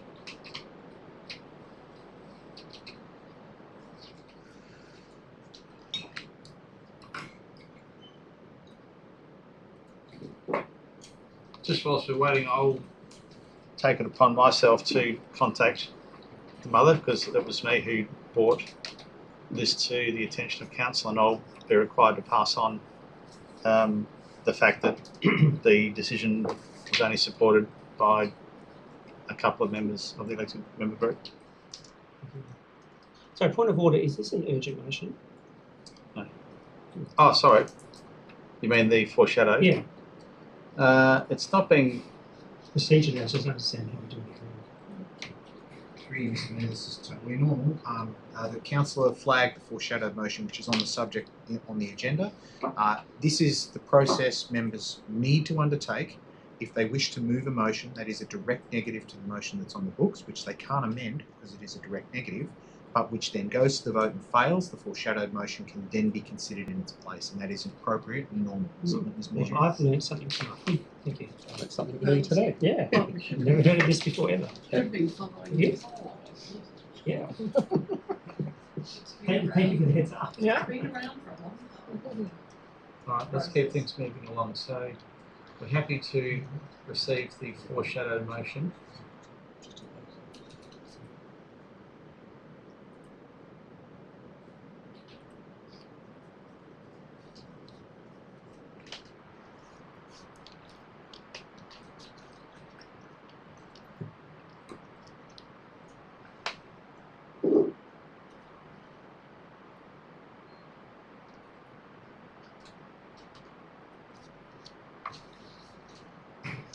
Can I ask a question there? Yep. Item 1, is that necessary? Given that the record, and it may be necessary for the process, which I'm learning tonight. Does it need to tie it back to the previous decision? And it notes there it does not comply with Council's current policy governing memorials and plaques. I think I spent about 90 seconds talking about how it could be determined to, and the words of the author of the report, that it could actually be considered a policy. So I'm not sure that's actually. CEO. Through you, Mr. Mayor, I do believe there is a challenge with complying with the current policy due to the fact that it's not in part of the reserve, which is the requirement of policy. So I understand that, Mr. Mayor. But in terms of the context and content of the motion, that really is a matter for the members moving it. I take your point in that regard, but it's probably a matter more for the mover and second, or at least the mover at this point. Okay, so we have a foreshadowed motion moved by Deputy Mayor Jason Nelson. Deputy Mayor, would like to speak to the motion. I'm using my words, so hopefully everyone can remember what I said before. But Don't This feel the was- need to repeat them if you Sorry? don't feel the need to repeat them. I won't repeat them. There's quite a few notes there, but look, as I said before, just in summary, this was a difficult motion to review. Nobody likes losing loved ones, and nobody likes saying no. And there was a comment made about being insensitive. I don't believe this is an insensitive stance to have. I think it's a responsible stance to have, that we want to support the family. We acknowledge the loss, and I think point 3 there, we're requesting administration to work with the applicant to identify a compliant memorial option in a nearby reserve or approved infrastructure asset, such as has been mentioned before with regards to benches or trees. I think is a totally appropriate method to take. And after everything that we've said before, I'll leave that and I commend this motion. Thank you, Deputy Mayor. Do I have a second? Dead heat. Let's do it again. Councillor Standard. Very happy to support this motion. Yes, it is hard to say no when people come to you with such impassioned requests. However, I think this may actually be a better outcome for the applicant. We might need to come up with something that is a little bit more long-lasting, a little bit more integrated with the community infrastructure. Thank you, Councillor Standard. Any further discussion? Yes, Councillor I Barnes. still have problems with the fact that we're going to be reviewing policy, and yet we're saying to the in part 3 to work with the applicant to identify a compliant memorial option within the new policy infrastructure under the current policy framework. We have not mentioned that because we're going to be reviewing it, there may well be some other option. So I think there again, we're getting into the realm of almost, putting stuff into a policy which we haven't discussed. So I think I prefer perhaps, unless somebody's got another bright idea, number 3, to identify either a compliant moral option, it could be such as, or wait until the review of the policy. Thank you, Councillor Barnett. Any further? Oh.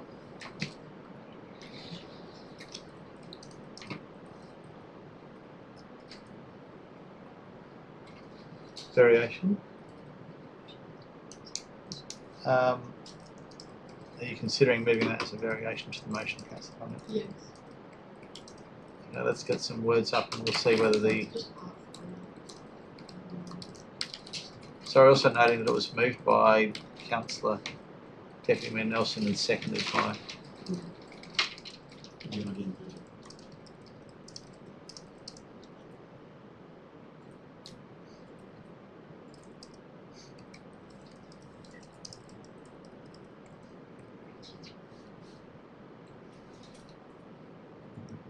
So we're working on part 3. Request administration to work with the applicant to identify a compliant memorial option under the current policy framework, or take full stop out from, just leave all that and go to the framework, take full stop out, or the office, the opportunity when council reviews the policy, the small memorials and parks and reserves policy.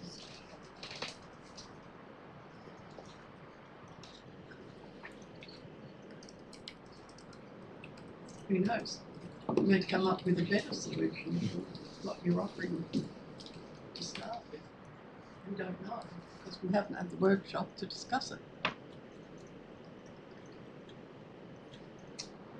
Now I'm going to ask the mover and the seconder for a yes or no to incorporate the variation. I need an actual word coming out of both I'm your mouths. reading it. It's covered by the window.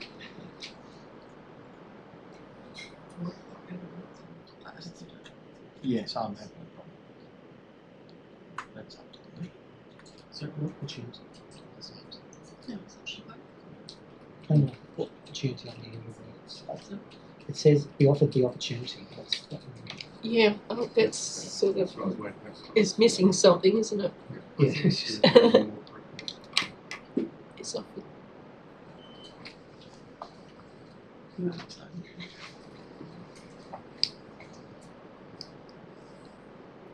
Mr. Mayor, So, if I may, agree with you. The way I interpret that is that gives staff the flexibility to consider memorial options that may fall outside the current policy but could be incorporated into the new policy. And there are a number of reasons why this potentially might be a preferable approach to take, subject to members debating this through. The first is the current policy is, as we've learned, quite restrictive. And certainly I think there would be some preference, I am guessing, from the proponent in this case, to achieve a memorial location that's closer to the location in question, which right now would be a challenge in the current policy. Whereas a new policy position may give us more flexibility to consider that. Indeed, in sort of texting back and forth to staff while this debate's been going on, we've been identifying how we might navigate that issue, and this potential change might actually enable that to happen. It does mean a bit more weighting. Obviously, this has been an issue that's been troubling the proponent for some time, and I totally understand that this poor gentleman passed away many years ago now, and I think a permanent solution in an appropriate location I think would be preferable to trying to rush this and reverse engineer something within the current policy that is not maybe going to achieve her outcome, which I think is what the original amendment may have. Although again, some memorial may be better than no memorial under the current policy, but if there is now this potential window toward a more flexible approach in a new policy, which is what we are hearing members would like to see, then that might be, this version may present us with an opportunity to enable the proponent to possibly consider that more flexible option that gives her possibly a location that might be closer to the area and maybe more. We can do both. We can be policy compliant and we can be sensitive to the needs of the person. That's my personal views based upon this, and that's how we would interpret that as an administration. Thank you, CEO. All right, so that's been accepted by the mover and the seconder. Is there anybody else? I'm going to say no, there's not. So, Councillor Deputy Mayor Nelson.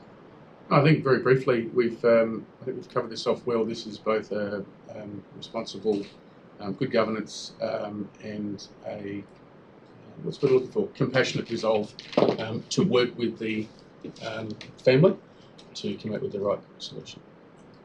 Thank you. Let's put that to the vote. All those in favour? Against? Carried unanimously. Okay, so item 11, reports for information. Information reports can be resolved en bloc. Item 11.1, curbside waste and initiatives annual update and FOGO update. Mayor to reserve and off forgotten Wylam to reserve it. Sorry. So it was included as one of the reports. It was actually a decision required, so I'm reserving it such that we can vote on that. 11.2, would anyone like to pull this one out? 11.3, I will pull that one out. So we will resolve on block item 11.2 now. It's getting late. Mover and a seconder. Mover, Deputy Mayor, seconder. Councillor Barnett.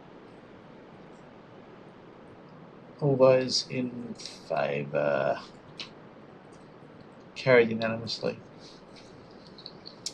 Let's go back to item 11.1. So there's a recommendation on page 52. Do I have a mover for the recommendation? Councillor Groot would like to speak to the motion I briefly. will briefly for 5 minutes maybe. This was one that I was going to put out as well. I just have a couple of questions, just in terms of the amount of waste we've been collecting. First of all, the years in the table, I presume they're calendar years, not financial years, because there was a sort of change in the financial year, but I presume these are just calendar year numbers. So yeah, Oh, geez. Oh, I can bring this up. you're talking about on page 55 of the report. Or 53. Yeah. Oh, sorry, no, sorry, you are correct. 50, I think it's 55. It's 55. I was trying to find that page.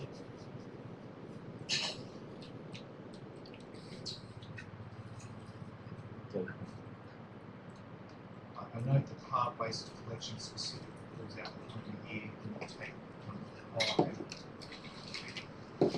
So my assumption on this dangerous.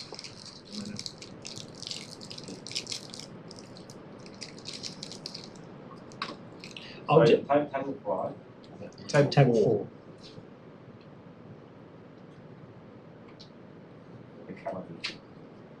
The calendar years. Yep. Second question was in relation to mattresses. Have we had a rise in the numbers of dumped mattresses given the numbers of policy change? So we had quite a debate at the time about would having a charge change behaviour or not, or which way. Just want to get a sense of, are we having more dumped mattresses as a result of people having to pay? Mr. Delena and or Mr. Pearce, I'm not sure either of you will be able to answer that. Mr. Delena? Sure, Jill. I'm going to pass to Sam. Certainly nothing's been escalated to myself in that regard. Through the chair, David, no. Okay, so great. That's good. Thank you. And I was interested in hard waste collections as well, which is the one that attracts now a fee, I think, for the third one, if I remember this correctly. So we've had more collections, but less weight, which I think is, I'm not asking a question on that, just merely pointing it out, which is kind of interesting. So we were worried about behavioural changes as a result of all of our policy changes in this, and I think nothing has particularly eventuated that's particularly negative. I thought that's a positive story in this. In terms of the soft plastics recycling trial, very, very supportive. I'm really excited about that. We saw Port Adelaide interested ahead with their trial, and we were able to learn from that. Thank you to the staff who pursued that. I presume that given we've only got between 1,000 and 1,500 households that we can enrol in the trial, we're going to get swamped with requests. Maybe that's a bit of an optimistic view, given some of the commentary about FOGO in the last 2 weeks, but I'm hoping that people do really embrace this. I think it's a great initiative. Thanks staff for that one as well. So support the motion. Thank you for the data. I find it really interesting. So. Thank you. Do I have a seconder for this motion, Councillor Barnett?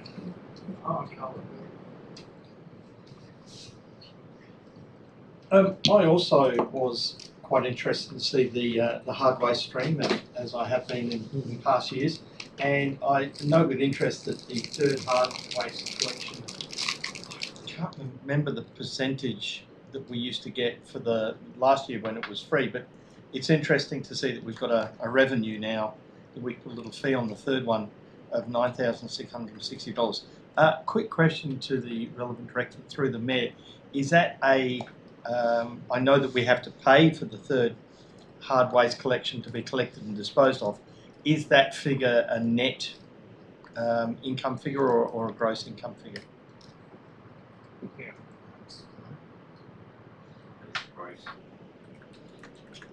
So my question would be, and you can take it entirely in notice, I'm guessing that at some point that we have to pay for that to be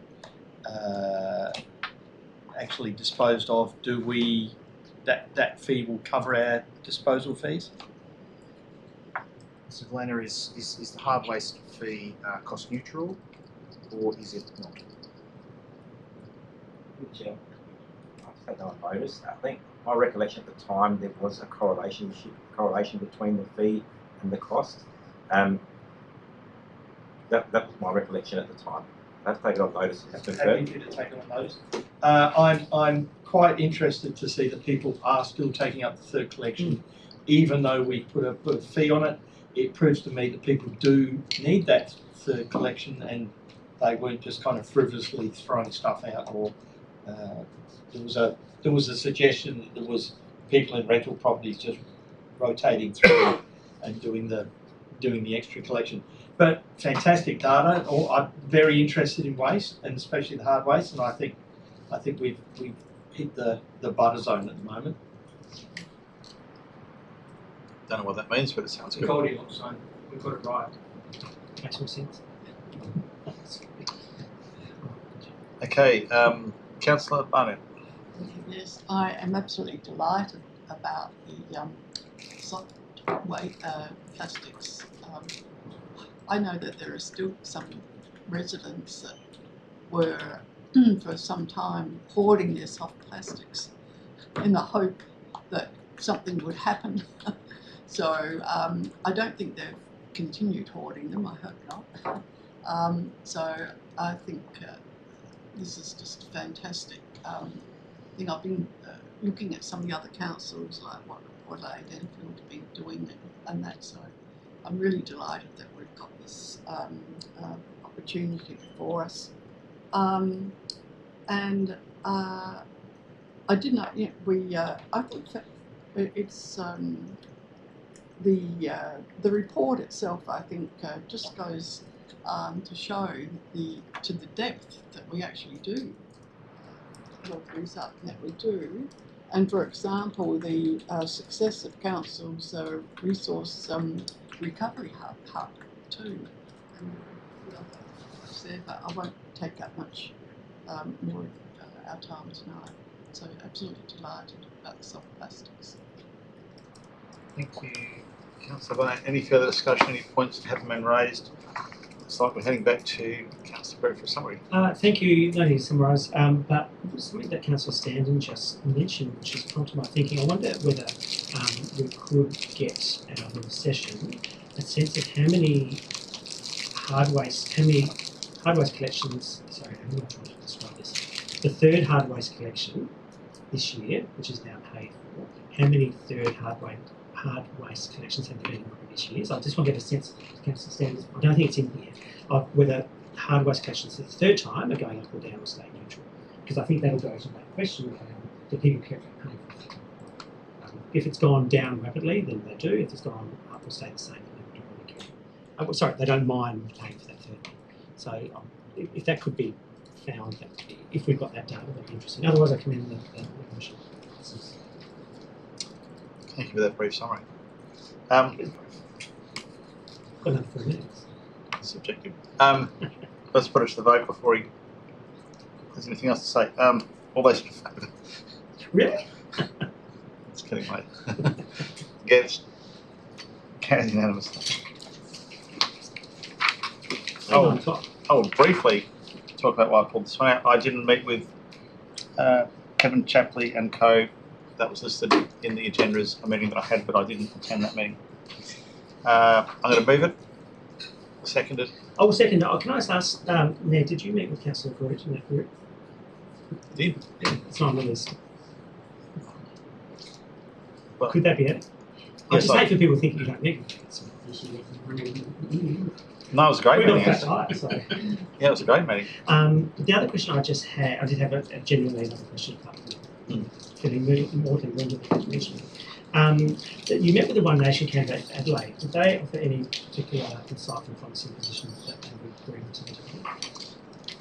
Look, I'm going to say no. I pushed him a number of times on policies that relate to a local council area such as the City of Postwick, and he kept on taking it up to immigration and jobs, and then I kept on trying to bring him down from a global to a federal to a state to a local view, and asked him whether he knew what the concerns were in the local area, and he again referred to jobs and then took that back up to immigration again, and then I couldn't get him to put forward anything that sounded like a policy position that was specifically related to us, and he didn't, from my recollection, take any notes with regards to the things that I raised with him as such. Could I just ask, his reference to immigration, did that refer to Councillor Stanley? Can we cross the road for Councillor Gill? Cross main with road? Yeah, that's right. I did ask him about his views on succession with regards to, the water across the road seceding from the city of Prospect and establishing its own prince letter type principality, and I think he might have been in favour of that. But Yes, I consider no, look, Thank you. No, it's useful to know because I didn't even know there was nothing that he was able to talk about which related specifically to local government space. It was all much more of a federal policy level. Thank you. So thank you for seconding. Question or? I think I'm not sure of the name of it. The parking enforcement planning workshop. Is it one of the schools or is that? Schools, yeah. Schools. Can I just say a big thank you to the mayor and all the staff? I thought it was really well run, really well received. It's always a little bit hard to hear when lots of people are talking, but I think it was a really great outcome because I'm a bit cynical, sceptical, all this will never work. But I think people generally felt heard, and I think the penny dropped for a few people that they're part of the solution. It's not just council. So just a big congratulations to the staff. Yep, thanks to the staff for putting together a good workshop. And I will reiterate that I very rarely get feedback on anything over the couple of but I got a lot of positive feedback, which is even more positive feedback on that particular workshop. People said it was well run, it was kept on task, kept on point, and they felt listened to. They were also impressed with the range of diversity of experts, people in local government, state government, and residents and schools that were there. That they felt that it was a well-represented workshop, well run. So, congrats. Just on the same thing, I spoke to Lawrence Ben that night. I think some here are aware, and I've been in correspondence with him. He has since been to that May North Road site, corner of Thomas Street and May North Road, and he's visited there with Emily Burke, and they're sort of reviewing that spot, which, so at least he's well aware that it's been an issue for a long time, and so, if we get a result from that, it's something that comes out of that meeting. Yeah, Councillor Stannon's document that he put forward was great. Well received, Councillor Stannon. Thanks for that. Let's put that to the vote. All those in favour? Thank you. 12.1, Council Member Reports and Briefings. Thank you, Deputy Mayor Nelson, Councillor Barnett and Councillor Becker for your reports. Item 12.2, motions on notice. 12.2.1. Notion of notice, code of, what did I just say? Anyway. Notice of motion, code of conduct for council employees, put forward by Councillor Becker. Recommendations on page 97. I take it that you are moving this motion, Councillor Becker. Yes. Look, it's just tidying up a bit of governance stuff. When you go into our policies, I've been reading lots of policies recently. They have related policies at the bottom. So, you might have this policy relates to social media policy or this or that, and then I read that we don't have a social media policy anymore.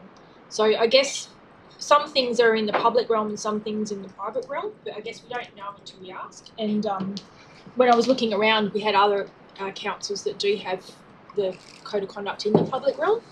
So, and thanks to the staff and CEO, they actually released the existing one, I think it was Thursday or last week, which is great.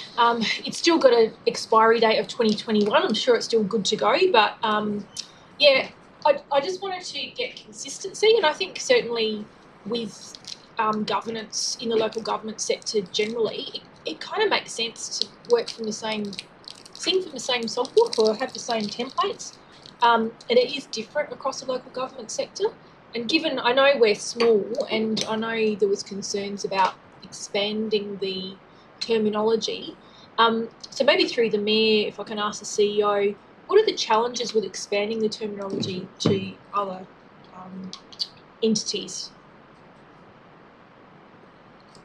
I can't answer that question, so I'm going to ask the CEO with the heat cap. So through you, Mr. Mayor, I did circulate an email to members, I believe on Friday, or it might have been yesterday. I honestly can't remember. The last few days have been a bit of a blur.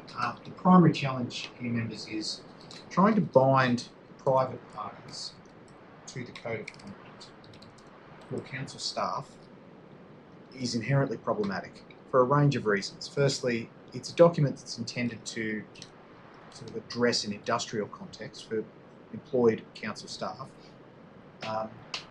And as such, trying to bind private citizens, contractors or otherwise, to that is challenging. Obviously, the only way we can do it through a contract is to include a term in the contract that requires them to comply with it, and therefore requires us to train, induct, and maintain a level of knowledge and understanding of that.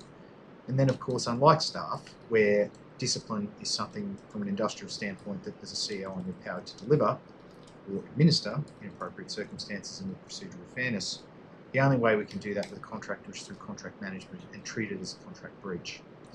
Now, it's very, very unusual, I think, to suggest that an industrial instrument like the Staff Code of Conduct be used to somehow enforce standards on a contractor, an external contractor, but certainly a staff contractor, and there is a difference, members, which I attempted to describe in my email, can be bound by the Staff Code of Conduct, and indeed is, because 4 letters of So yeah, no, thanks for answering that. And I know there's a governance review coming anyway, and look, it may be supplied to us already, and I know Carolyn Buddy's leave, but I know there's a big body of work in that space. But just a quick question: is it, actually no, it's totally unrelated, so I won't ask the question. Is there a report or briefing coming to us on the scope of the governance that needs to be done? Is that a budget bid that will be coming to us? I'm sorry, Councillor, you're talking about the scope of the governance review of the Staff Code of Conduct? Is that the scope? Not just that, just more broadly. It said there's going to be a review of governance in the email, and I was mistaken. I believe through you, Mr. Mayor, you're conflating the Staff Code of Conduct question to a broader discussion around the PLP governance model, which is a separate issue. It is true that is that what you're talking about? Oh, I don't know if I'm confabulating. I heard the word governance, so I just wanted to clarify what the governance review was happening. Through the Mayor, the email referring to a governance review related specifically to the ongoing progress of the PLP project anticipates the roadmap being met, and as a result, sometime in July or August, Council potentially entering into some sort of arrangement with a commercial delivery partner for the PLP. This is all public information, and certainly if the roadmap is met, that will mean that sometime post-August, Council moves from the current planning and commercial engagement phase to something more akin to a delivery phase of the project. That will necessitate, no question, a governance review of the project in terms of how decision making is made with a commercial and or delivery partner, possibly one, possibly both, depending on the nature of the arrangement we enter into. Council will need to consider a fresh governance arrangement that's more considered for detailed design and outcomes, and also is sympathetic to the fact that we'll now have other interests potentially around the table who will have a significant stake in the delivery of that project. So that's a future review that will need to happen at that time, yes. Yeah, so look, may or may not go seconded, but I just thought it would be good to look at this code, but if there are other codes, not internally or policies internally, because we don't know what's there and here, I'd be minded for a budget bid to look at some of these internal policies if they're out of date or need review. Thank you, Councillor Rebecca. Do I have a seconder, Councillor Maynard? Yes, I don't mind. Exactly, it's always good to have these sort of reviews, but I do have. I don't understand Part 3. Work with neighbouring councils around consistency of terms.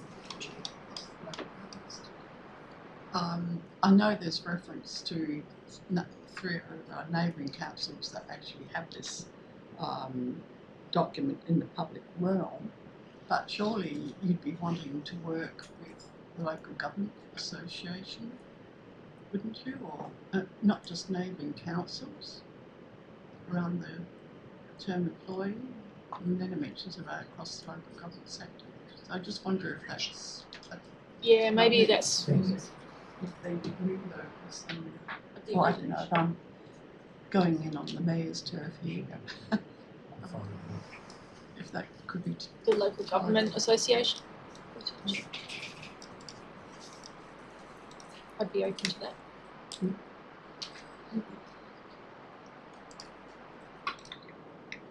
It's almost advocate for as opposed to work with. I'm not sure. Yeah, advocate for.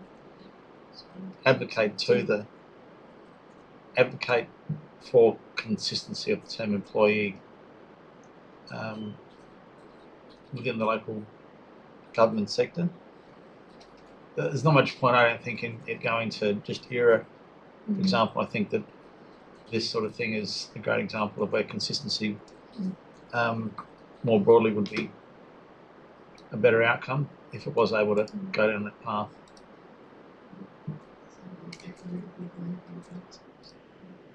Yeah. Well. Yes, yeah. please. Yeah, I'm open to suggestions. So that means that we can take it to ERA for discussion. It can mean we can take it to LGA, AGM, OGM type stuff if we wish. That doesn't confine us with what we might consider doing. Happy with that, Councillor Tobacco and Barnett? Yep. Any further discussion on this one? I'll use the word briefly again. Not saying you're verbose, Deputy Mayor. Hang on. Would you rather I didn't speak? I just have a question. Briefly. I just have a question. I think I understand the sort of the notion of the motion, if that makes sense. A slight question. I do note that part one has already happened. Anyway, I think that was uploaded to the website on Friday. I'm just a comment and a question. We've just gone through this exact thing with Lincoln College. It's a minefield when it comes particularly labour hire and contractors. You're getting into massive legal issues there. Hence the reason we started to look at that. This is a very, very expensive exercise. And I'm just wondering if this is preempting a budget bid, because this is not something that would be business as usual. This would be upwards of tens of thousands of dollars through employment lawyers, as we've just experienced. So is this consistent with a budget bid, or is this something that you think we can do under BAU, Chris? So, through you, Mr. Mayor, members, we're already reviewing the Code of Conduct is due for review. There is a LGA model Code of Conduct for employees. That will form the basis of the document we review, because that is already a document that's being reviewed by unions, frankly, who will have significant say in this, as will our own workplace consultative committee, because this is ultimately a document that binds staff. I am not particularly concerned about the capacity for us through the model code, members, to engage in a definition of employee that is therefore consistent with the broader sector. If what we have isn't, then the model will be, and we will adopt that. So I don't believe that from an advocacy standpoint there's much to be gained, frankly, from saying can more councils adopt the model code definition, unless that model code definition is inherently unsatisfactory, but I don't believe it is. The second part of your question around do we roll this out to contractors? I'll be blunt, members, I don't see a big challenge in what's on the screen, but I want to make sure that what's on the screen is consistent with what members are going to vote for, because right now, point 2A says, including but not limited to trainees, easy. Apprentices, yes. Labour hire, yes, we induct them. Okay, we can do that. And frankly, if a labour hire person fails to meet the Code of Conduct, as long as they're not, work health safety is a bigger challenge, and workers' comp is a bigger challenge for labour hire right now. I believe we can bind them to the Code of Conduct, and if they don't meet the Code of Conduct, frankly, I'll be looking to get them out of the business anyway. Apprentices are employed by us as our trainees. Contractors, I interpret that, members, as council-employed contractors, not external contractors. So unless members specifically want us to include external contractors, such as the Stephen Holmeses of this world, or the Neils of this world, or others, you'll need to explicitly say that, because right now I don't see that in this. I see the fixed-term council-employed contractor as captured by that definition. So the short answer to that is, I think we can do this pretty easily without a budget bid. I think we can manage this internally, provided members are comfortable that my interpretation of what's up here is consistent with your desired expectation. Thank you.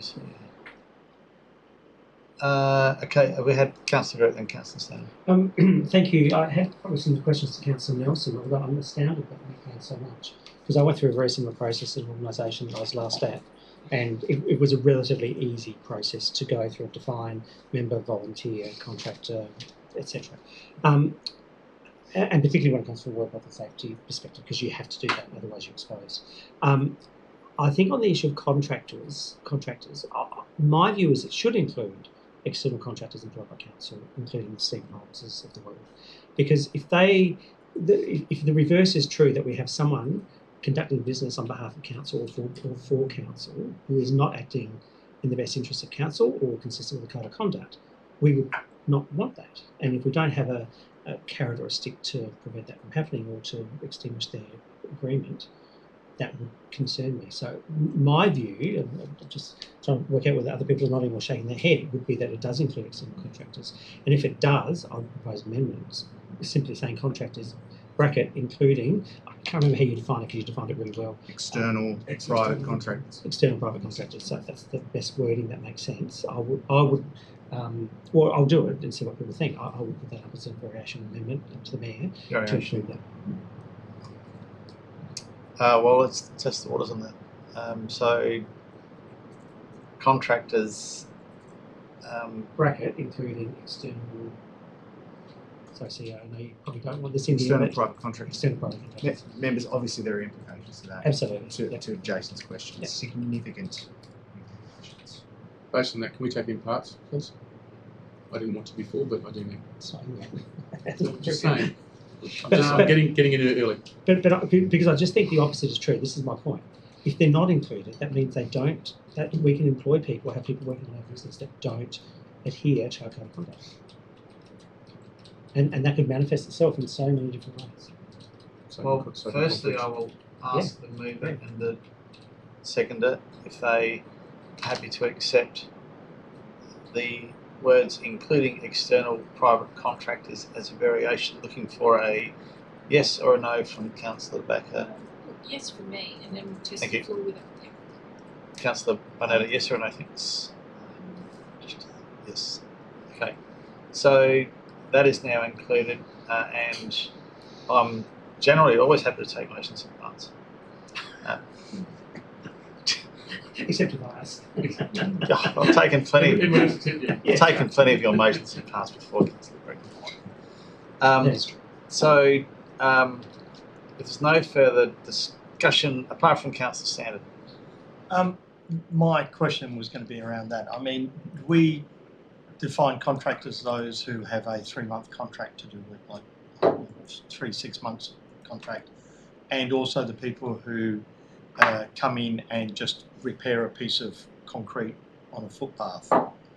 So I think it's very important because they are a lot of the time forward facing out to the community, especially people who are working on our roads and things like that. There's a lot of opportunity for them to be less than polite without repercussion or, you know, and I think any employee, whether it be a contractor who is forward facing out into the community, needs to have a repercussions of code of conduct. So if contractors are people who are on a 6-month contract or who are brought in for a day to do some concreting on a footpath, I think they all need to be captured in this.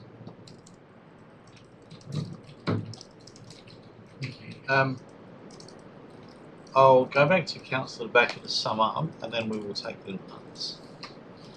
Yeah, so I think it clearly states that the code of conduct to be reviewed, and it's basically considering all those things. Ultimately, it's up to council to endorse it. So I don't think there's any issue in moving this motion because it's basically to review, and it may just come back. This is the solution that we use for private contractors, external contractors. This is the solution that we use for this. But I think it's good governance to at least look at it. So, whether that comes out, look, the external private contractors have a different stream, that's fine. But I think this motion and basically the intent is just to review. Thank you. Let's put it to vote. So in part 1, all those in favour? Against? Carried unanimously. Part 2, all those in favour? Against? Motion carried. Vision. You need some exercise. So that means us. The floor's Who hasn't stood for a while? I haven't stood for a while. It's not my problem. Let's just stand. Stand. Join us. It's in my name. It'll be forever in the record that you don't support it. Oh, I support it, except for 3 words. Just because I've just As it been there. relates, I've just been there, and the compliance costs are astronomical to try and do that. So. Part 3, all those in favour? Against? Carried unanimously. Part 4, all those in favour? Against? Carried unanimously. Part 5, all those in favour? Against? Carried unanimously. And that's it.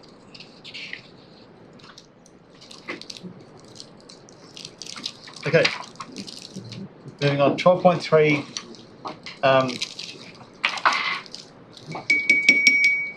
Sorry, Mayor. Point of order. Deputy Mayor saying here. 12.3, questions with notice to renewal. 12.4, urgent motions without notice. Are there any? Oh, Councillor Nelson. Yes. Now, I would like to put forward an urgent motion with your permission.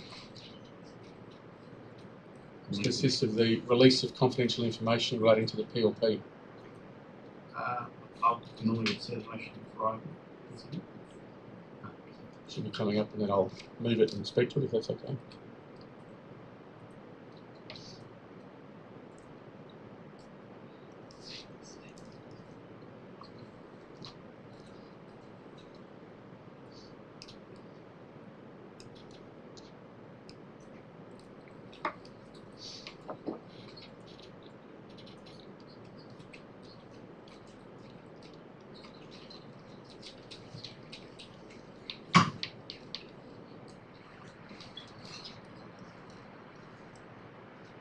I'll give everyone a couple of minutes to read it, and I'll speak to it if that's okay. I'll have to think about it.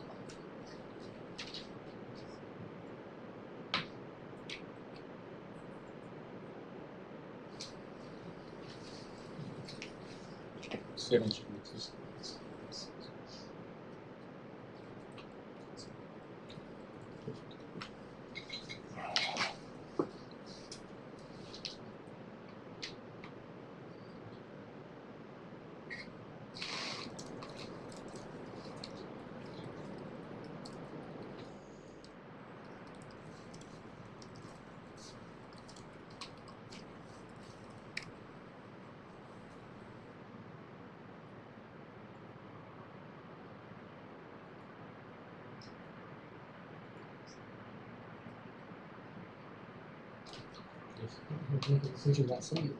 Correct. I think he's been told.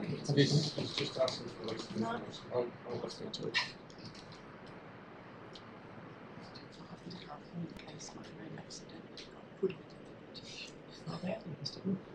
That wouldn't be a bad thing.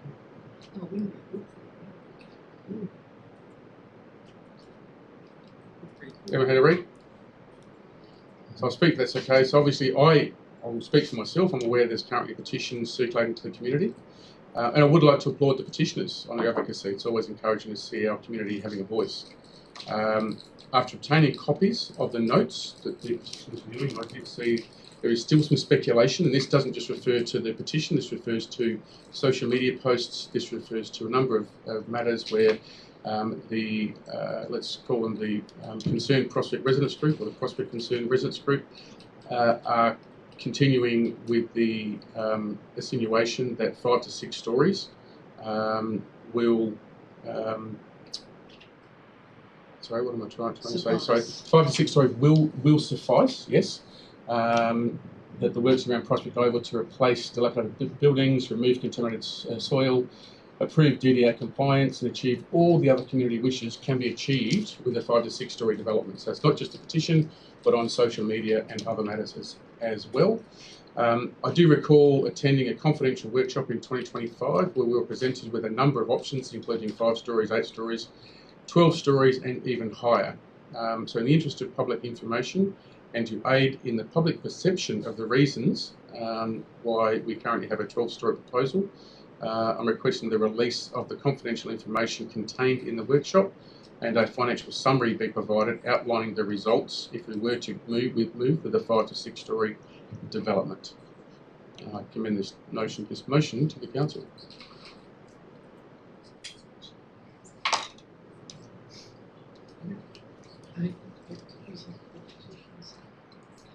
Okay, so just from a process point of view, I declared it urgent, but we need to have a show of hands in order to accept it or not accept it. So can I have a show of hands, those happy to accept this as a urgent motion? So that's enough, thanks. So I'll now call for a seconder. Councillor Stanton. Always happy to get a motion up onto the floor and into the realm of discussion. I would ask if we could take this in parts.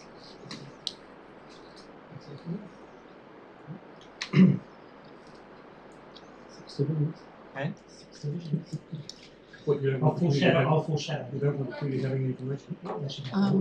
Correct. That's Mr. Mayor, yeah. I would like to ask a question.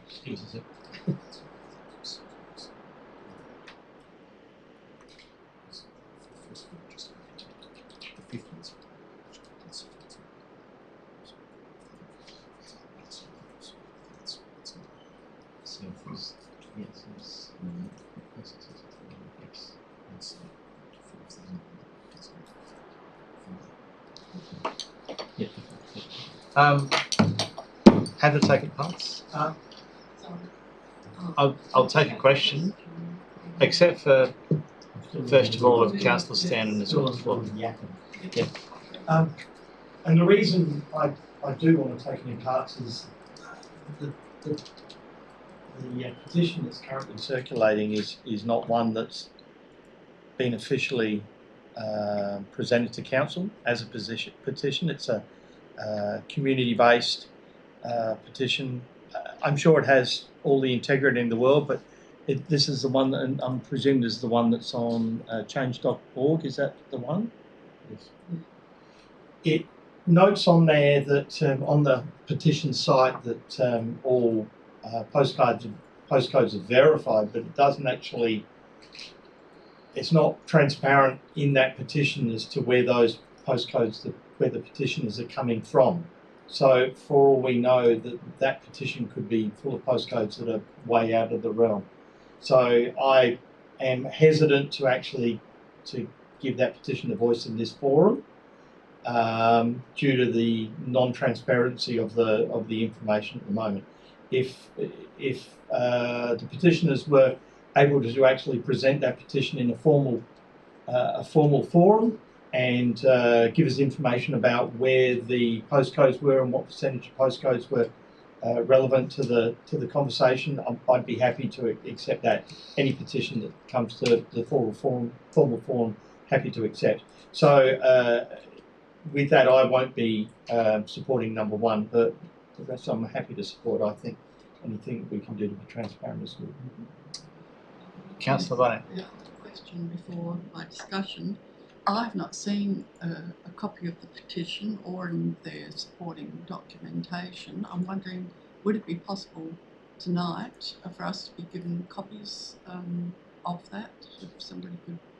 It's not their printed, it's not for petitions. It's not ours. You can access. No.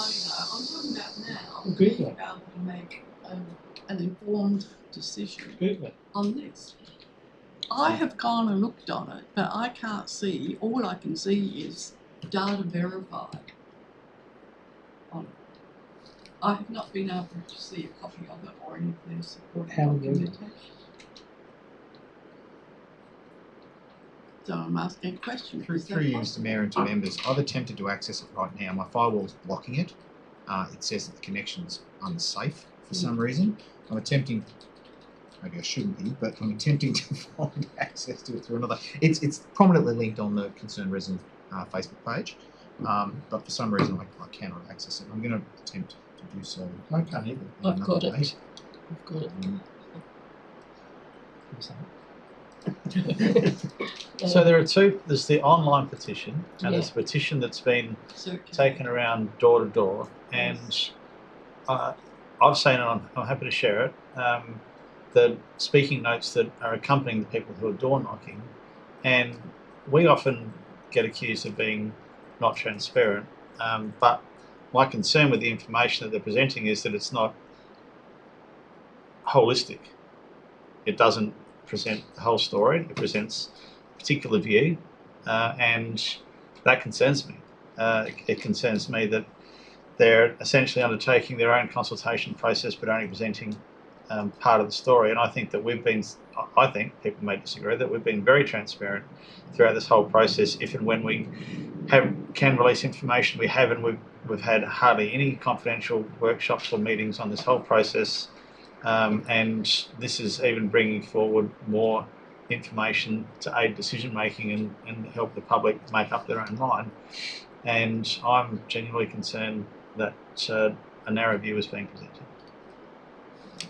Well, I actually, Well, we've had Councillor Hogg. I support what you've just said. I've actually had a petitioner come to the door, so my experience is with the written one, face to face. So I think that's probably the one we've seen. I don't know. So there's a lot of gaps in the written one that could be presented to the person at the door. Doesn't give the full picture, so an informed decision couldn't be made there, in my opinion. But what I was concerned with was the information that was being passed through to me. Example, that you could do works on the mounds without taking the contaminated soil out, so savings there. So we don't need a cricket club, we just need a bit of a fix-up. So we don't need 5 to 6 stories is adequate to do what we need there. So my concern is that information is not all out there. So to actually have the mixed density costs would allow people to sort of decide for themselves rather than just getting in my opinion, not the full picture of, and then you're missing the costs as well. So it's easy to just accept what someone's told you, and we do, I think, need to get some of that information out to just show that, certain stories allow certain works to be done. Thank you, Councillor. I had Councillor Drew first, then Councillor Day. I think Councillor Holland just probably made my point that I was thinking about, which is the current level of development allows us to do certain works around the oval. A lower level allows us to do different types of work. Now, I've not seen the petition. I don't know what the argument is and whether it's factually correct or not. I've not seen the petition. I don't have a copy. I haven't sought to access it. I think, though, if we're going to be transparent, and this is the basis on which Councillor Nelson has put this up, then we should be transparent. So why are we only giving them the 5 to 6 story levels? Why don't we release all of the financial modelling across all the different levels that we looked at? Councillor Nelson, I think, mentioned a level that was not on the screen in his introduction. I'll have to go back to the tape to find out whether he could say that. I think he did. It's one that probably hasn't been mentioned in public before. He didn't? No? Absolutely not. Anyway, so I just think we should give, if we're going to be transparent, we can't be half transparent, let's provide a rule to them. I think it's been drafted very cleverly in an acute way that makes it hard to vote against them, but I'll take Council Standard's point that we're talking about a petition that we don't have. It's not being presented to Council. I presume at some point will be, and in which case that would be a time for us to have a debate about the validity or otherwise of the petition. But to preempt that, I think is procedurally probably doesn't feel comfortable with me. I'm just not quite sure I'm going to vote on this because Councillor Nelson has drafted it in a way that it's hard to not be wanting to be transparent. but at the same time we're kind of jumping at shadows in a sense that we don't have the position. I think something like this would be really helpful to have earlier than sprung on us. I'm trying to absorb. It's now 9:45 at night. Most of us have been working full day. Some of us have been travelling. It's a lot to take in and try and consider our views on it within 5 minutes of speaking with each of us. It's 20 minutes that we have to think about this. So I'm a little frustrated that we didn't get some prior warning on something of this magnitude and this detail. I'm going to move an amendment. I suspect it won't get up, but I'm going to do it anyway.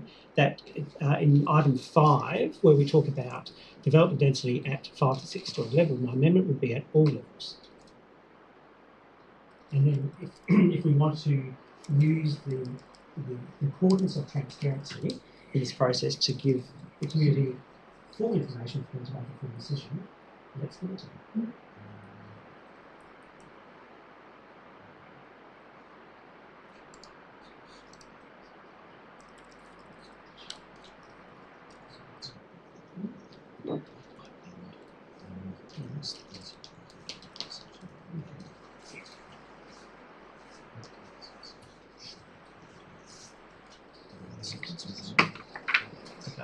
So we have to take a comment from the director before, just to shed some light, sure, please. First, Mayor, thank you for taking my comments up to sway this particular resolution of the IX, just to ensure that we are asking the question and the information from the feasibility of 5 to 6 levels. Are we, what land is it? Replicated land, just the southeast land. So the levels are one thing, the land is another. We've just got to be quite specific over what permutation is of information required on this. It's complicated. The motion itself just says 5 to 6. What I would do in that motion is extract the information from the 5 to 6 level feasibility of all the land talking about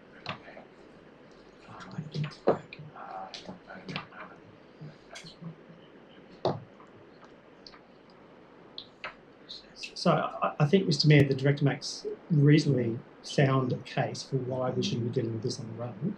And to quote Councillor Barnett, who says this often, this feels like we're making policy decisions without time to consider or time to get advice from the professionals that might give us some guidance as to what is going to be released and what isn't. Anyway, based on that, I'll still put the variation up to see how it goes.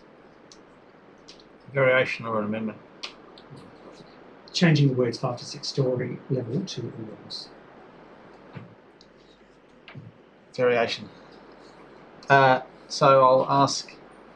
Well, I mean, all levels is. I think that's so in specific, such that what instruction does that give to all levels? I can spell it out. Well, all levels is not for me. If I was in charge of doing that, I would not know what 80 levels. 16 levels, 20 levels, 28 if levels. They're considered through the process. They're the ones I've been recommending. So let me be clearer, and let's be frank. It's not going to get up. All density at all levels make sense. All height levels, if that makes it more clear. Well, no. I mean, it's your. Variations. Well, I'm happy just to say all levels because I think everyone in this room at least knows what we're talking about. And as I said, I'm happy to spell it out, but I don't think you can want me to. Yeah, without taking away from Councillor Groot's time or anything else, obviously I got advice from executive this afternoon on the 5 to 6 levels and what we could and couldn't release. How does this change that? Obviously, if the seconder and I have to approve this, how does that change that advice? So yeah, agree, Mr. Mayor. I do understand what Councillor Groot is attempting to achieve here. Essentially, there were multiple feasibility options presented around multiple density options. The challenge, of course, members, is there's a reason these things have been held in confidence. We will be approaching the market soon to ask the market to bid. The market will obviously appreciate any guidance they can from us in terms of our expected numbers, and they will do their best to reverse engineer their bid to be competitive against those numbers. And the more information we give them, potentially the worse the outcome in the long term for the residents. Now, we've already released some indicative numbers around the chosen density level that is contained within the code. Releasing one of the other feasibility models presented in the form of Councillor Nelson has suggested presents some additional challenges, I guess, for us from a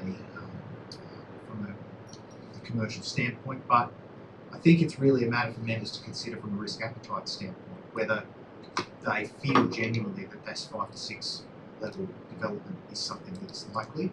Because if it's not, the damage that this would do, from your perspective, Councillor, is relatively minimal. But the more information you release, the more potential capacity you are giving a possible future proponent engaging with council to reverse engineer all the numbers and figure out the secret sauce behind the feasibility modelling that's happening, and to actually reverse engineer an outcome. So all levels presents, frankly, council more risk to that than would just one more model.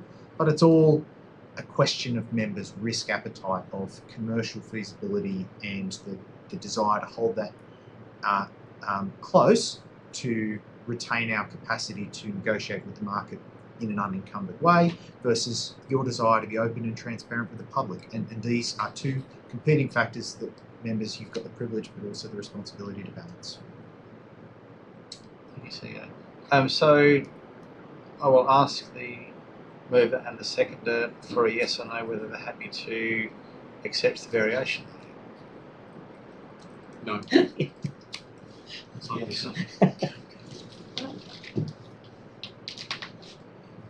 I've still got the floor. First, I think we've got I just want to make a minute and 12 seconds. Less than that. I just want to make the point that the motion there talks about public interest. So, and Councillor Nelson talked about transparency. And so this feels like we're trying to be half pregnant and give them some information. We're going to withhold other information because it's commercial in confidence. I think it all should be held because it was held in confidence for a reason. I don't even know what that number 5 is actually going to release. I haven't been privy to the conversations between the director and the councillor. So it's very hard to support it when I don't know what's going to be released and whether they are going to compromise future processes. I probably won't support most of the recommendations.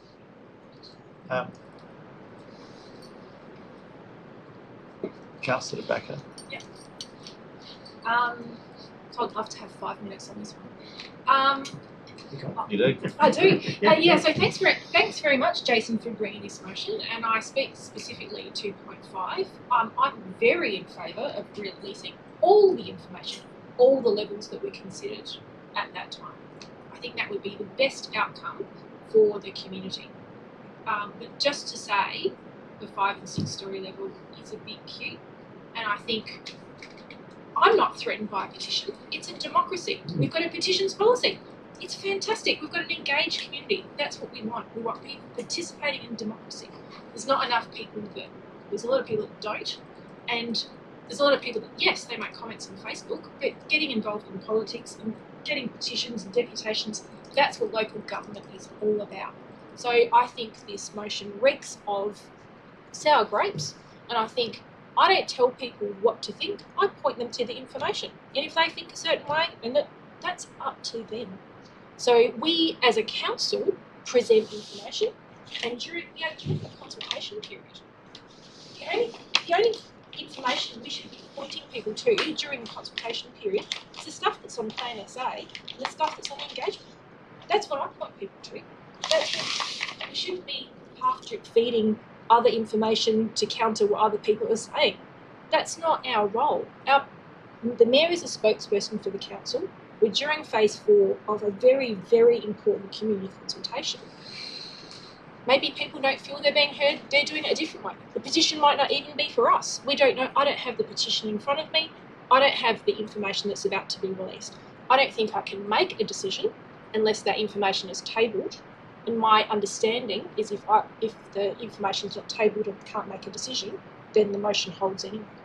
So I would like to see the petition and all the things that were considered tabled in order to make decision on this motion. Thank you, Councillor Beck. Everyone's had their say. I have a question. I haven't been able to speak. I asked the question about can anybody show me the petition? You're right, Councillor Barnett. Over to you. So now, Councillor Tobacco, we can see it. IT got onto it. Right. So, right, just gathering reports. Yeah. So, their petitioners are being asked. This is on the online thing. I don't know if there's any other explanation given to them. That the undersigned petitioners request the council to take immediate action to do the following: scrap the current PLP master plan and stop the community land revocation code amendment. 2. Develop alternate low and medium density master plan proposals to lower cost, height and scale than the current PLP master plan. 3. Take these alternative options to residents to vote on in a new round of community consultation with full costing and impacts, and strictly adhere to that community.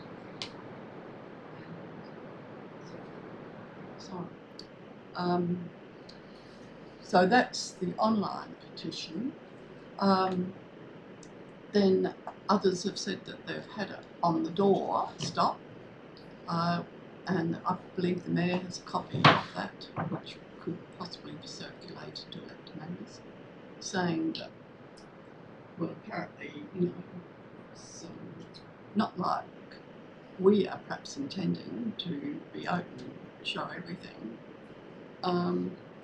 and yet the concerned residents and the petitions are allowed to have a narrow point of view, which one would say, well, that's democracy. But anyway, I guess what we're trying to do in the motion, my understanding is, it's to put out all the evidence that we can when we had the workshop on this, and I believe you may have been away, Councillor, where we looked at all we were shown, and we could almost be shock horror when it got up to the 12-storey one. It was the only one that gave council aid to fix up everything there, but more importantly, it set council up in terms of what the income was going to be, what the developers would be paying, and not council paying. And that's been my problem with a lot of residents that have contacted me, and some of them are my good friends, and they're spouting off that this is going to be, council's going to be spending $69 million out of the ratepayers' money, when quite clearly what we're trying to do is not be doing that. So there's still some missing of the mark somewhere here. So we looked at, I think it was the 3, the 5, the 8. I'm not sure if there was a 10 in there. 12, 16. Was there a 14, 16? I remember us. Yeah. So if through the mayor, the director could inform me of what they were, it was the workshop. Well, that was a confidential workshop. Yeah,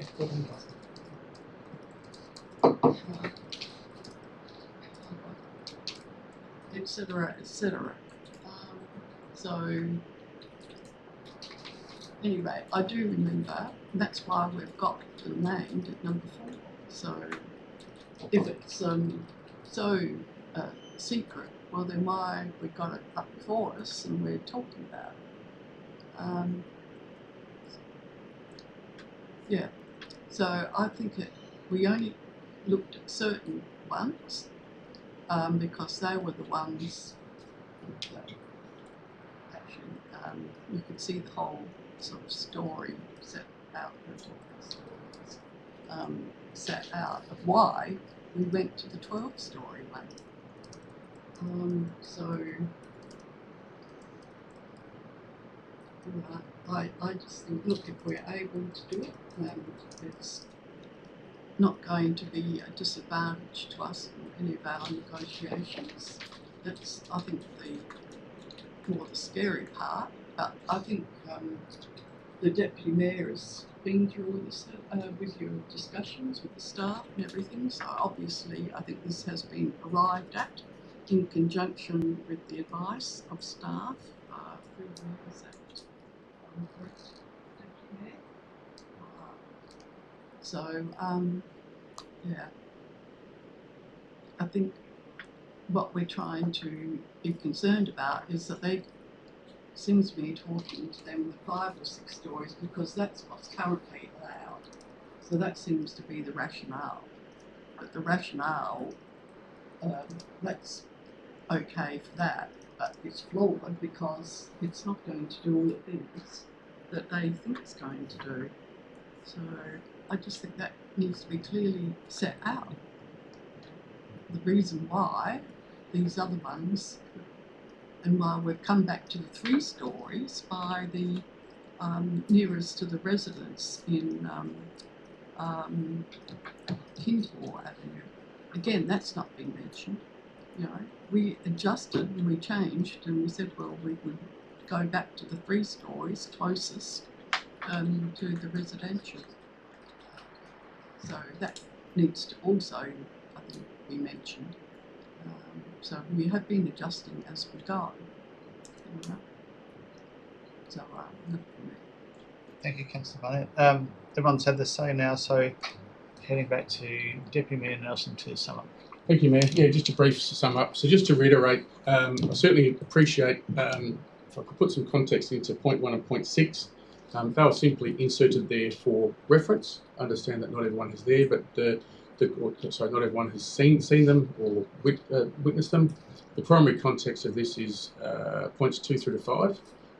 This has primarily been done because I've secured a meeting with the leaders of the, if that's the right word, leaders of the Prospect Concerned Residents Group, and we have constant discussions regarding these 5 to 6 stories, which is all over social media. If you haven't seen their reference to 5 to 6 stories, then you've clearly been living under a rock. So this is it is an issue.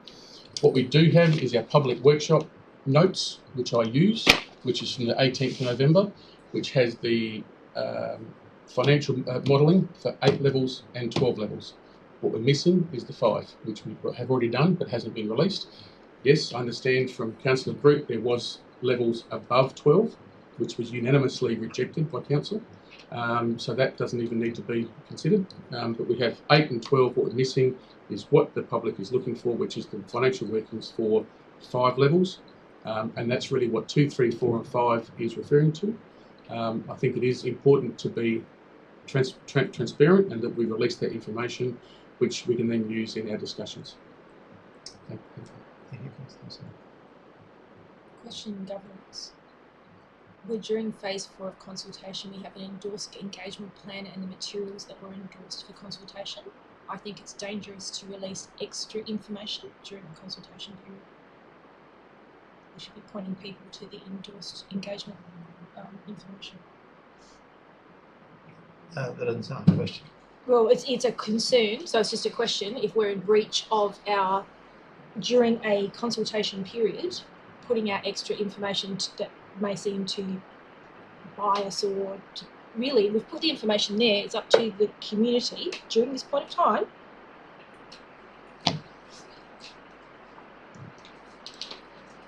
It's a question on governance, and I'll refer to the team leader of governance concern on that concern. Through the Mayor, I might defer back to the CEO and the Director who is in charge of the consultation. Through this, there's no concern. It's not going to affect the current consultation. If anything, more information is better. But it's a matter for members. I still believe that the primary question here is balance between the public interest in terms of transparency. I understand there are different views to that in terms of more or less transparency and everything else, versus the commercial challenges presented, which again can be managed. I think it's a very large bale to carry on the back of the camel. So this is going to break the camel's back. It's just one piece of. Thank you. Now we are taking this in parts. So let's put it to vote. Part 1, all those in favour? Against? I can't vote unless it said I move the thing was tabled in front of me. You are looking through. I don't know all the extra information there. It's none of my business. So, I've just been advised for a few it's sort of fine. votes considered no. So can I just get that again? All those in favour? Against? What's me? I'm going to say against. Division.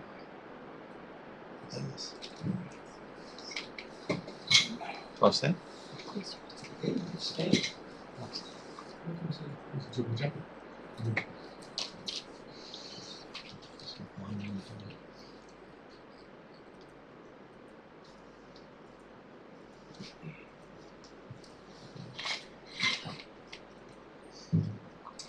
Okay, part 2. All those in favour? Against? Motion carried. Part 3. All those in favour? Against? Motion carried. Part 4. All those in favour? Against? Motion carried. Part 5. All those in favour? Against? Motion carried. Part 6. All those in favour? Against? Carried. Sorry, it's not a process we can simply vote. Have one for me. I've been waiting. Late reports, there are nil. Now we are moving on to item 13.2, minutes of the Chief Executive. So there's a recommendation to go up to public. Do I have a mover and a seconder? All those in favour? Motion carried. Yeah. Just confirming that we'll turn the... Yeah. Mr. Mayor, members,